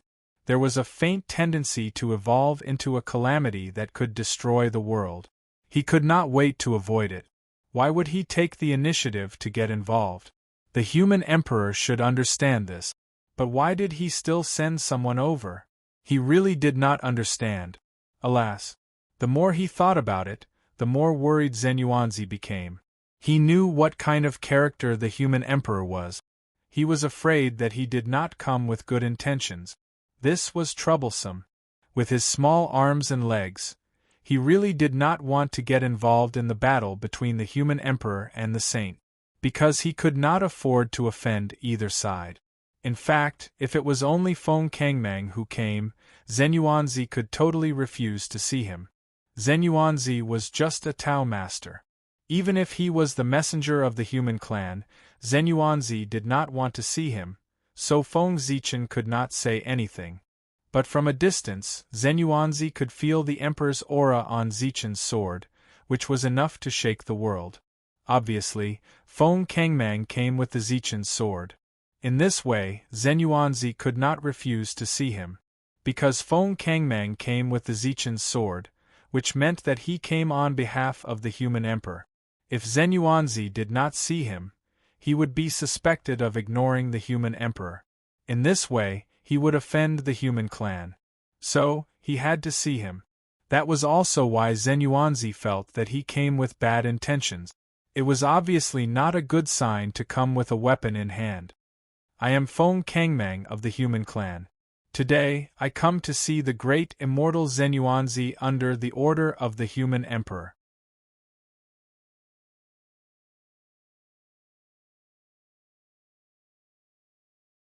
Because, at the moment when the purple imperial sword was in his hand, Zenyuanzi actually saw the scene of ancestor Kuanping being killed by his sword from the purple imperial sword. But how could this be possible? He was clear about his own strength, and he was not clear about ancestor Kuanping's strength, but he knew that ancestor Kuanping was not much weaker than him, or even a little stronger. But no matter which possibility it was, it showed that he, Zenyuanzi, might have the strength to defeat ancestor Kuanping, but there was no possibility of killing him. But why did Zichen's sword show the scene of him killing ancestor Kuanping? With Zenyuanzi's strength, he could naturally distinguish between the real and the illusory. Therefore, he was very sure that the scene on Zichen's sword was not an illusion, but a scene from the future. That was to say, in the future, Zenyuanzi killed ancestor Kuanping with a sword. But this was impossible. For a moment, Zenyuanzi's Taoist heart was in a mess, completely disturbed by the scene that suddenly appeared on Zichen's sword. After a long while, Zenyuanzi came back to his senses and realized where the problem was. With his current strength, there was absolutely no possibility of killing ancestor Kuanping.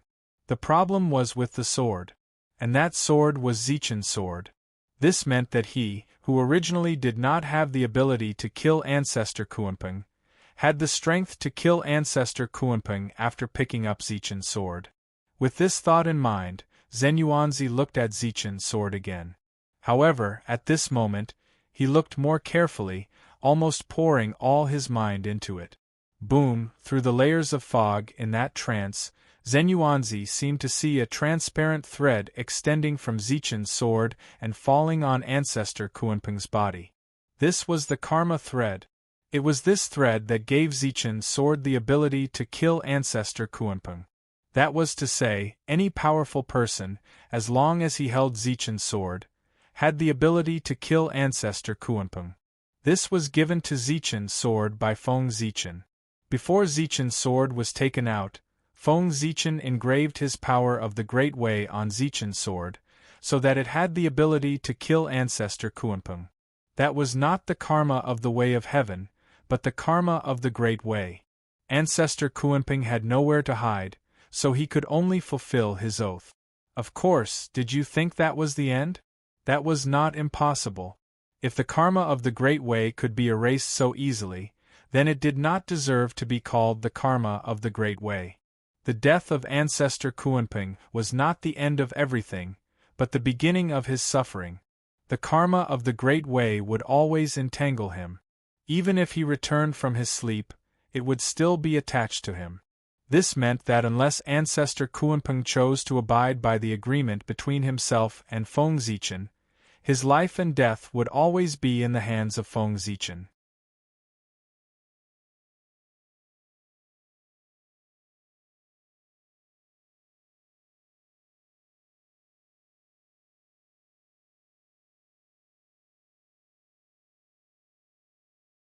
Chapter 746.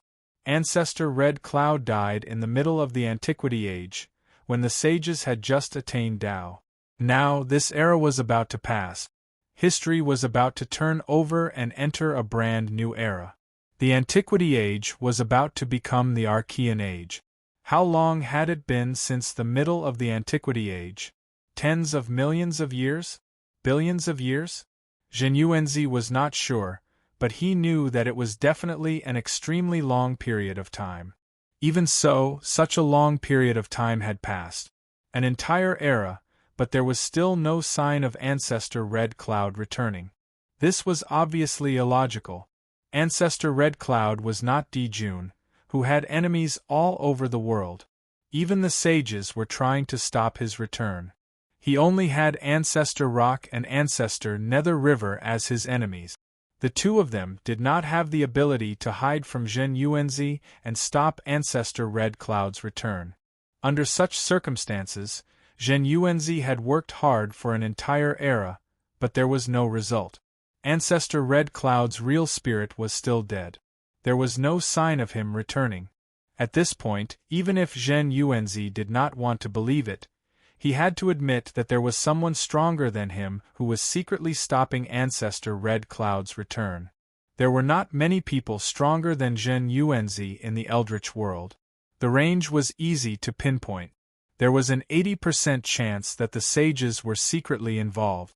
Among the 6 sages, Zhen Yuanzi could not think of anyone else other than the 2 sages, Zhen Yuanzi and Zhuan Ti.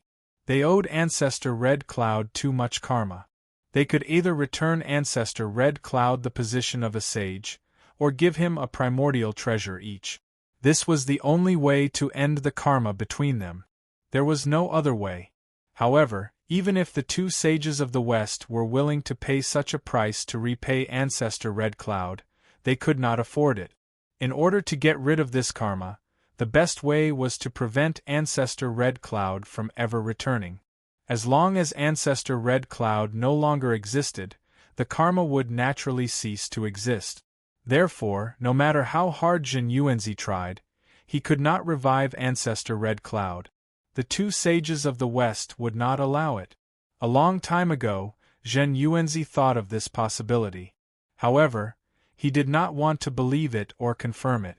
Because, once he confirmed his guess, it would mean that Ancestor Red Cloud had no hope of returning.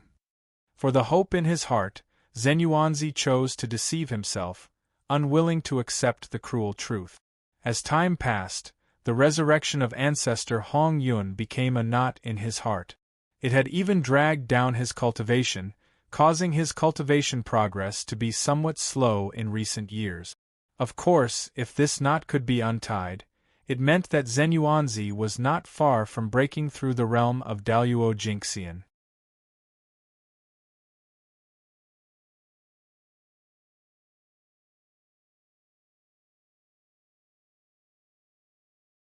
Zhuan Ti, when Ancestor Hong Yun returns, poor Wei and Zhuan Ti will definitely settle the karma of all these years with you 2 brothers. After worshipping Ancestor Hong Yun again, Zhen Yuanzi said with murderous intent. At this moment, with the change of his thoughts, the hatred in his heart for Zhuan Ti and Zhuan Ti could no longer be suppressed. Almost all of it surged out in an instant and surged in his heart. It was difficult to calm down, and it was difficult to calm down. Only the blood of the 2 could wash it away. Fortunately, the sage had lost the ability to deduce the divine mystery. Otherwise, Zhen Yuanzi's current actions would have been sensed by the 2 sages, Zhenin and Zhuan Ti, and unknown troubles would have arisen. After a long time, Zhen Yuanzi suppressed the murderous intent in his heart. Then, he carried Zichen's sword and went to the quiet room to cultivate in seclusion. This was the prelude to killing. In Zhen Yuanzi's current state, it was not good to directly find trouble with Ancestor Kuanpeng. Therefore, he had to go to the quiet room to meditate for a while to adjust his state of mind. In addition, revenge was a very sacred thing. He needed to make all the preparations and kill Ancestor Kuanpeng at the best time. For example, on the day Ancestor Red Cloud fell. Killing Ancestor Kuanpeng on this day was the final sacrifice to Ancestor Hong Yun. Your Majesty, Zichen's sword has been accepted by the Great Immortal.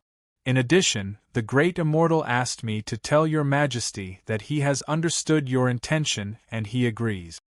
In the Human Emperor Palace, Feng Kangmang, who had returned from Longevity Mountain, reported to Feng Zichen. At the same time, he did not forget to offer the 9 ginseng fruit.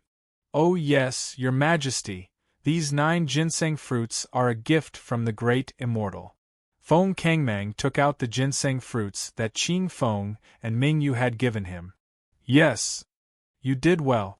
You can keep the ginseng fruits, or you can give them to whoever you like, or you can keep them for yourself.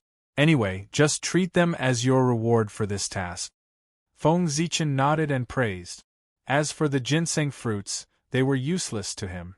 He might as well give them to Feng Kangmang. Yes. After accepting the ginseng fruits, Feng Kangmang got up and left. Ancestor Kuanping, let's see if you can die this time. Feng Zichen turned his head to look at the North Sea and sneered. At least 100 years, or at most 1,000 years, Ancestor Kuanping would definitely die. Time passed quickly. In the blink of an eye, 130 years had passed. And this day, according to the time in the heaven realm, was the death anniversary of Ancestor Hongyun. Boom! On Longevity Mountain, a violent wave suddenly rose, shaking the entire untainted land. Then, the ancestor of Earth Immortals, Zenyuanzi, who had not moved for a long time, walked out of Longevity Mountain with a shocking murderous intent and headed toward the North Sea.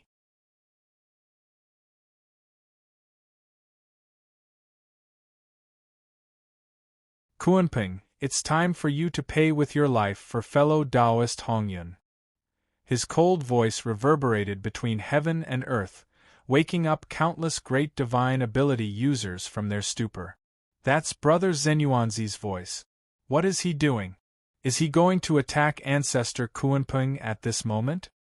After waking up from their seclusion, everyone looked in the direction of Longevity Mountain in shock and doubt. A battle of life and death between great mediums was not a small matter. Moreover, it was at this crucial moment. Ancestor Kuanping had just received the support of the sage and was preparing to fight with the human emperor to seize the position of the Emperor of Earth. Now that he was full of himself, it was unwise for Zenyuanzi to choose to fight with him at this moment. In addition, during the cultivation tribulation, although it was the best time to take revenge, it was the first time that such a vendetta between great mediums had happened. It was beyond the scope, it was really beyond the scope. It was already a big deal that Daluo Jingxian was involved in the cultivation tribulation. But there were actually top great mediums in the world who took the initiative to enter the cultivation tribulation. What was he doing? Did he think that the situation was not chaotic enough and the power of the cultivation tribulation was not strong enough? Did he want to add fuel to the fire? At this moment, the most anxious ones should be the 5 sages on Kunlun Mountain. Zenyuanzi suddenly attacked Ancestor Kuanping, which really caught them off guard. Why did Zenyuanzi suddenly want to make a move against old Ancestor Kuanping without any rhyme or reason? He had endured for countless years, why couldn't he bear it at this moment? Without the ability to deduce the mysteries of heaven, even the sages could not know everything. Therefore, they did not know that Feng Zichen had sent Feng Kangmang to Longevity Mountain. Damn it, we can't let fellow Taoist Zenyuanzi attack Kuanping. Otherwise, whether we win or lose this battle, it will affect our plan. Saint Juanti said with a gloomy face. As long as Zenyuanzi attacked Kuanping, Kuanping would not be able to show up in a short time. How could a battle between great mediums of the same level be decided without hundreds or thousands of years? It would be even more difficult to determine life and death. Unless they had overwhelming strength, they could only rely on time to slowly wear them down.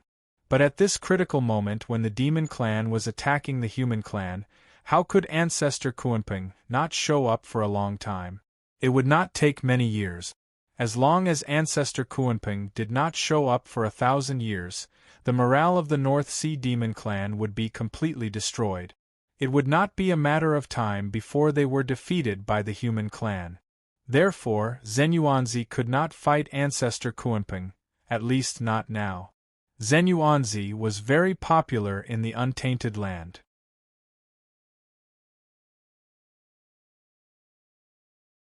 Therefore, seeing that he was stupid at this time and wanted to attack Kunpeng to destroy the saint's plan, everyone showed up to persuade him. Fellow Taoist Zenyuanzi, please think twice. It's unwise to fight Kunpeng now. That's right. Now that the general trend is with him, you'd better avoid him. In everyone's opinion, if Zenyuanzi went to kill ancestor Kunpeng now, there was no other possibility other than asking for humiliation. Not to mention whether the saint would help, the hundreds of demon gods of the North Sea demon clan would join forces and attack Zenyuanzi together with Kunpeng. It would be enough for him to suffer. Everyone was worried that Zenyuanzi would fail to take revenge and lose face, so they persuaded him to go back. Could be seen that Zenyuanzi was very popular. If it were others, how could they persuade him? It was good enough that they did not laugh at him. Poor Wei appreciates your kindness, fellow Taoist, but to avenge fellow Taoist Hongyun has become my obsession. If I can't do it, I'm afraid that poor Wei won't be able to go any further. Therefore, fellow Taoists, please return. I have no room to turn back. Now, this is the only chance for poor Wei. If I miss it, I'm afraid there won't be a second chance. Zenyuanzi shook his head and said, how could he, who had made up his mind, be swayed by a few words from outsiders? Today, he had to kill Kunpeng. Alas! Seeing the firmness in Zenyuanzi's eyes, everyone knew that he had made up his mind. Therefore, they did not persuade him but followed him silently. They thought that with them following fellow Taoist Zenyuanzi, even if Kunpeng won, he would not dare to go too far. Anyway, with them here, fellow Taoist Zenyuanzi's life would be saved anyway. At most, he would lose some face, which should not be a big deal. Seeing the crowd following him silently, Zenyuanzi could not help but be moved. What was the spirit of brotherhood? This was it. It had to be said that Zenyuanzi knew how to conduct himself. They were all famous good people in the untainted land. When ancestor Hongyun was in danger, they chose to stand by and watch. When Zenyuanzi was in danger, they showed up one after another and stood by him silently. This was the difference in conduct. If ancestor Red Cloud was half as capable as Zenyuanzi, then he would not have fallen into such a state. Seeing that the crowd did not persuade Zenyuanzi but followed him to the North Sea, the saint had no choice but to persuade him to go back. Fellow Taoist Zenyuanzi, please wait. Before he arrived, Saint Juanti's voice came from afar. However, Zenyuanzi turned a deaf ear to his voice, as if he did not hear him at all, and continued to walk forward. Seeing that Zenyuanzi ignored him, Taoist Juanti felt embarrassed, and appeared in front of him in a flash.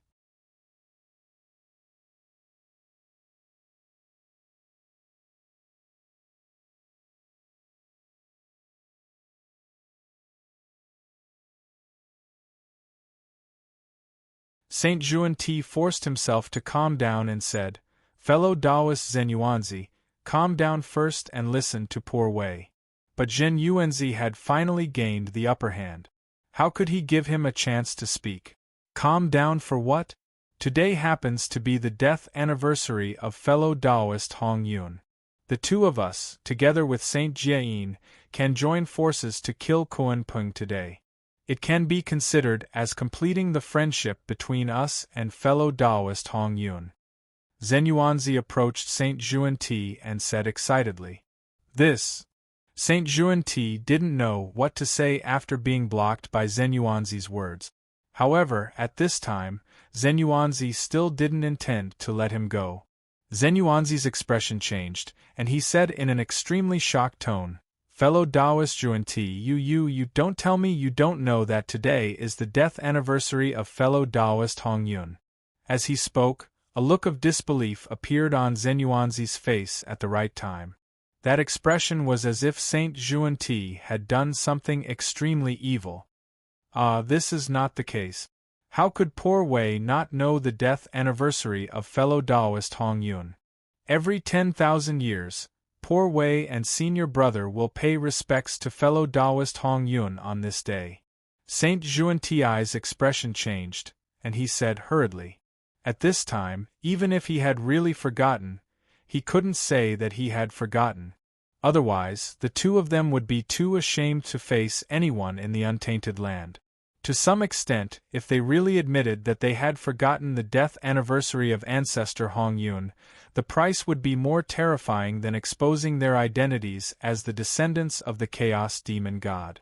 It would be a complete social death. No matter who it was in the untainted land, they wouldn't bother to be associated with them. Even communicating with them would be regarded as a disgrace. After all, ancestor Hong Yun had helped the two of them attain the Tao. Back then, when he died, it was fine that they didn't save him. Now, after his fall, you have even forgotten the anniversary of his death. What did this mean? It meant that the two of them had never taken ancestor Hong Yun seriously. Oh my God! Even ancestor Hong Yun, who had helped them attain the Tao, was not worthy of their attention. Who else was worthy of their attention? How could they not be disgusted when they were so heartless? Oh, so you still remember? Zenyuanzi pretended that he had misunderstood Zenyuanzi, but in his heart, he was laughing coldly. Paying respects to ancestor Hong Yun every 10,000 years? That was ridiculous. They didn't even blink when they lied. If the two saints of Kundi had really done as they had said, ancestor Red Cloud would have returned from his deep slumber long ago. The sacrifice of a saint was no joke. The power it produced could be compared to Zenyuanzi's hundreds or thousands of times. After all, the saints represented the heavenly way. If they took the initiative to pay respects to a person, it would be difficult for that person not to return. It could be seen that Saint Xuanti was lying.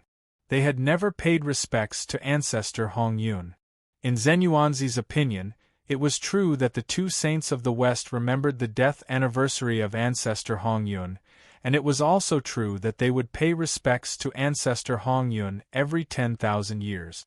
However, their purpose was definitely not to pay respects to ancestor Hong Yun, but to use their magical powers on that day to cut off the possibility of ancestor Hong Yun's return. The poison in their hearts was really chilling. At the side, the crowd watched Zenyuanzi use his words to make fun of Saint Xuanti, and they were amazed. This kind of battle of words was even more satisfying than watching a real battle. Cool, it was really cool. Especially when coupled with Saint Xuanti's expression, it was simply too appetizing. Today was the first time in his life that Saint Xuanti had been insulted the most. He could not even speak, and he could only respond passively. After insulting Saint Xuanti, Zenyuanzi only felt that all the anger in his heart had been vented, and he had a hearty pleasure. It was really comfortable. Then, perhaps because he had tasted the sweetness, Zenyuanzi changed the topic, and began to target Saint Xuanin. Taoist Xuanti, where is Taoist Xuanin? Why didn't he come? How can he not be involved in the matter of avenging ancestor Hong Yun? If Taoist Xuanin doesn't come, there will inevitably be unfavorable rumors about him in the untainted land. They will say that he is ungrateful.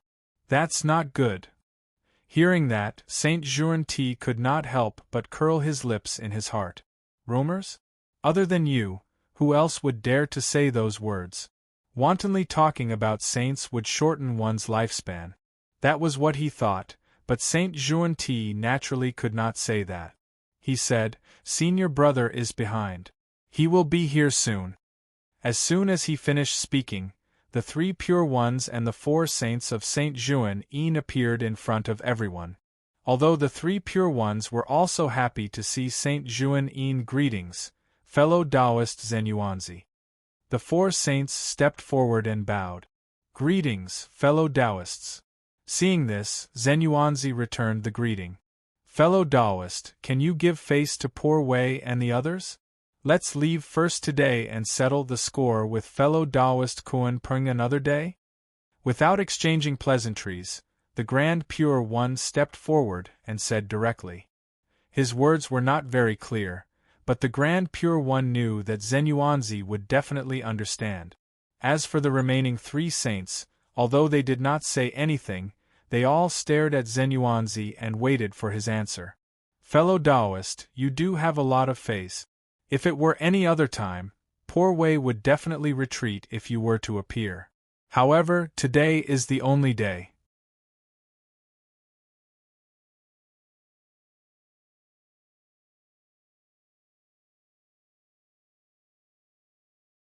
Clenching his fists, Saint Juanti remembered this name and sentenced him to death in his heart.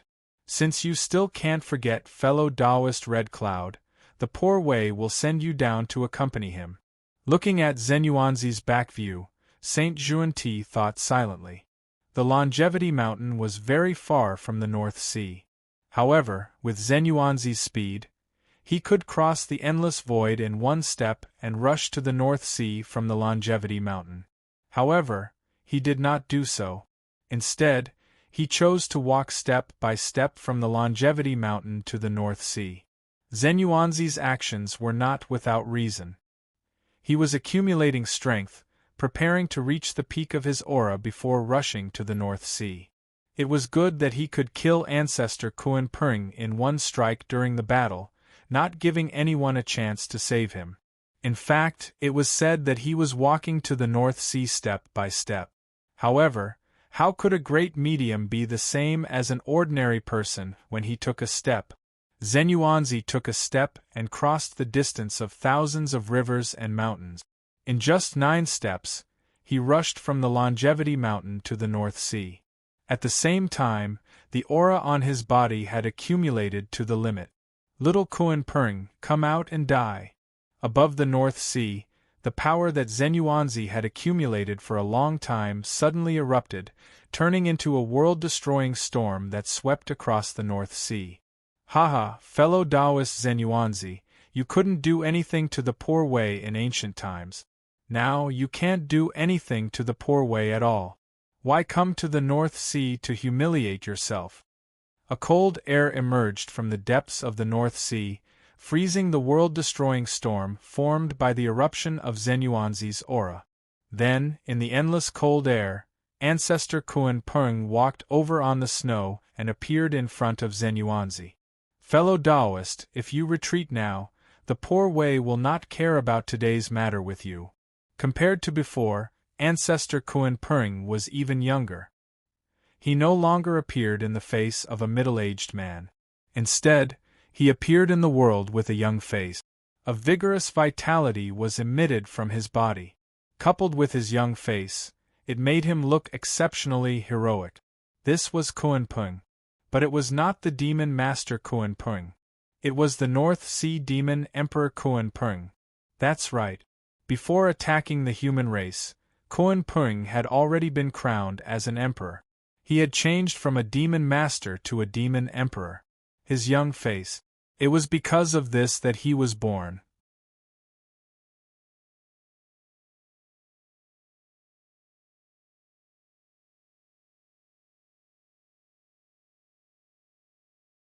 Chapter 748. When his mentality became younger, his body naturally became younger as well. At the same time, this also showed his ambition. Being young and full of vigor, it was the time for him to work hard. Restoring his youthful face showed his determination to dominate the world. He wanted to create another career. Looking at the high-spirited Ancestor Kuan Pung, Zenyuanzi calmed down instead of being excited. Go back. I'm afraid I can't do as you wish. Fellow Hongyun's revenge has been going on for many years since ancient times. Today it's time to end it. Shaking his head, Zenyuanzi said calmly. At this moment, Zenyuanzi was really calm, so calm that he himself felt very surprised. He originally thought that he should be excited when he came to seek revenge on Patriarch Kuan Pung this time. The pleasure of being able to take revenge would bring him heartfelt joy. But when he really came here, Zenyuanzi's heart was not as turbulent as he thought before. Instead, it was full of calmness.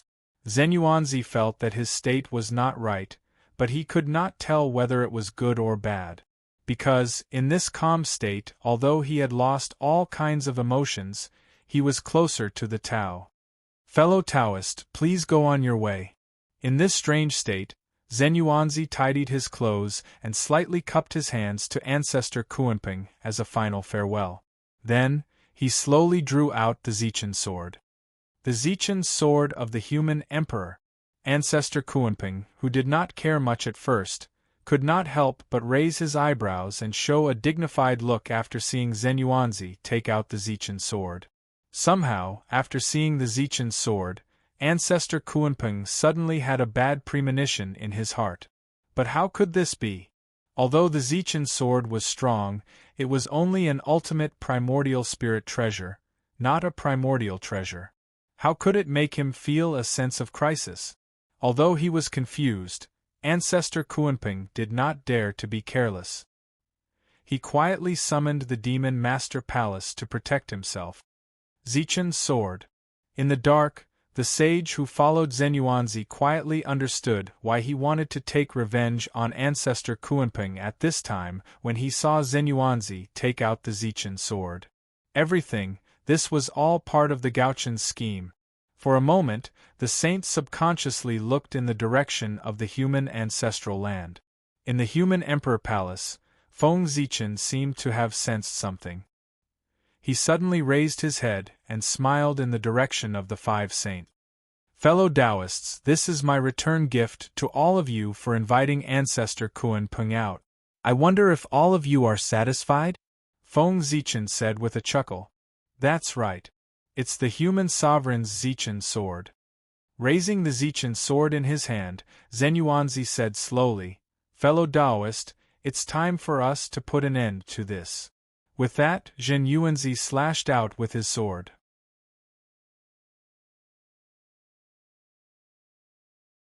There was no flash of sword light, no strange phenomenon, no fluctuation of the great Tao, and no trace of power. Zenyuanzi's slash was like a mortal wielding a sword, without the slightest ripple.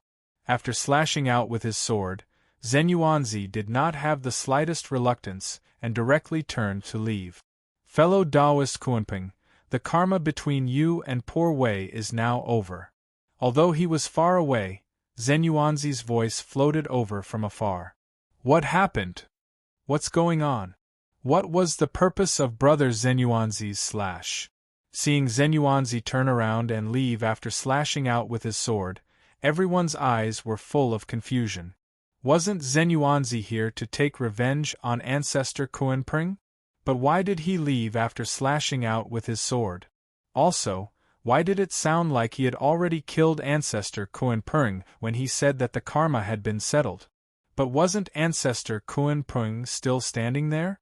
Confused, everyone looked at Ancestor Kuanping again, but after looking at him for a long time, they did not see anything wrong with him. In fact, not only them, but also Ancestor Kuanping himself had some doubts. What did Zenyuanzi mean? Why did he leave just like that? Also, what was the meaning of his action of slashing out with his sword? At the same time, Ancestor Kuanping did not forget to check his body to see if there were any hidden dangers. But after checking for a long time, he did not see any problems. Zenyuanzi, driven by curiosity, Ancestor Kuanping wanted to catch up with Zenyuanzi and ask him the reason. However, just as he took a step forward, he stopped. Just now, he suddenly felt his heartstrings tremble violently. Then, he saw a bright sword light flash in front of his eyes, and then he did not know anything. Because he was already dead. The supreme master of a generation, the North Sea Demon Emperor who had dominated the untainted land for many years, the demon master of the demon clan, and Ancestor Kuanping, had died so muddle-headedly. And until his death, he did not figure out how he died. Zenyuanzi only waved his sword gently. How could he kill him? Doubts and puzzlement filled Ancestor Kuanping's heart. But his doubts and puzzlement were destined to be unanswered, and no one could answer them, because he had already died. With the greatest doubts and puzzlement, he died silently. Fellow Taoist Kuanping, what's wrong with you? Are you feeling unwell? Beside him, everyone saw that Ancestor Kuanping was suddenly stunned and could not help but ask curiously. However, in the face of their questions, Ancestor Kuan-pung was destined to be unable to answer. Fellow Taoist Kuan-pung, fellow Taoist Kuan-pung? Seeing that Ancestor Kuan-pung did not respond, Tong Tian realized that something was wrong and quickly went forward to shout. While speaking, his hand had already been placed on Ancestor Kuan-pung's body.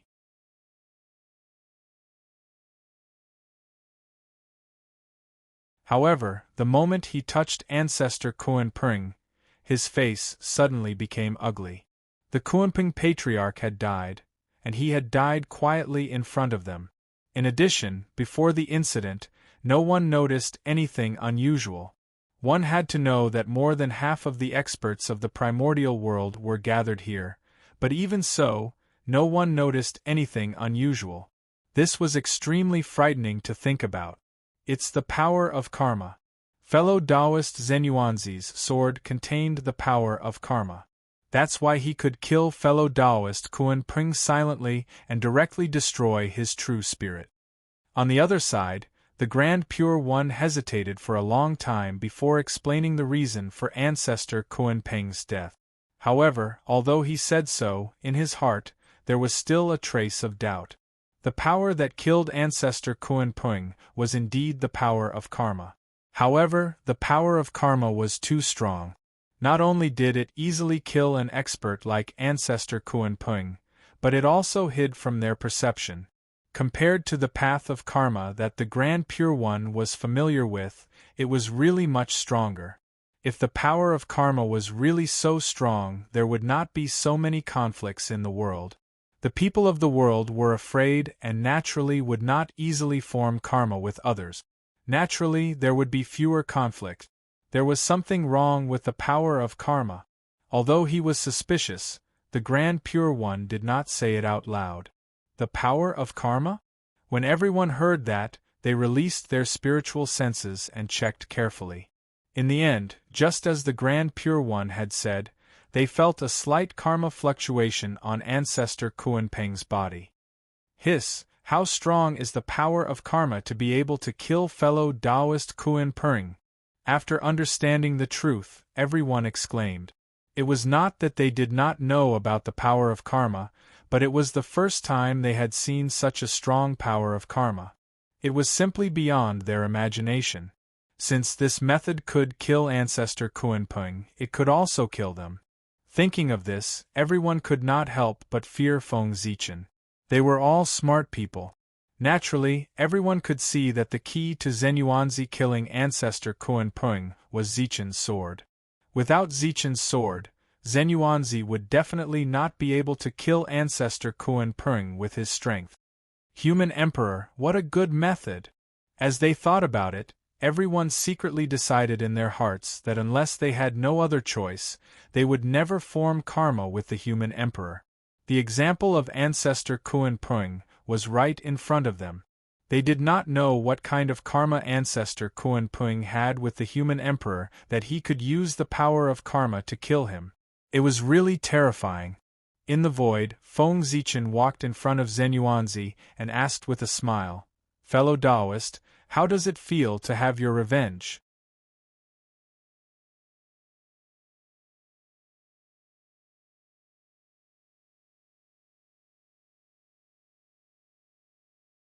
After saying this, a familiar figure suddenly appeared on Zichen's sword. It was Ancestor Kuan-pung. That's right, Ancestor Kuan-pung was not dead. Because Feng Zichen did not intend to kill him. Ancestor Kuan-pung was bound by the Great Way, and could only be Feng Zichen's ally in this life.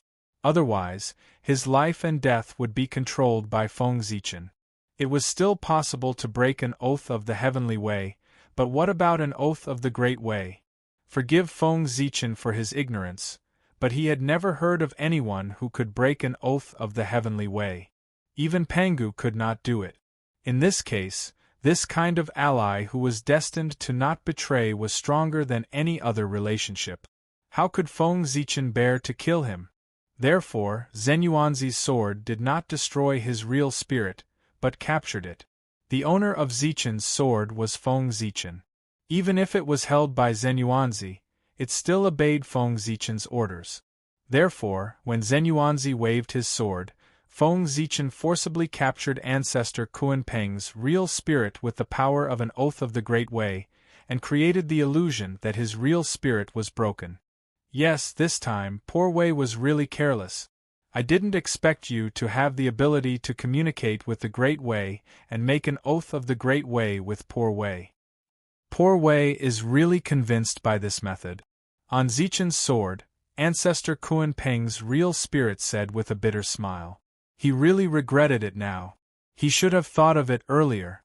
When Feng Zichen gave him the runes of the Great Way furnace, he should have thought that Feng Zichen had a way to communicate with the Great Way. Otherwise, how did he get the runes of the Great Way?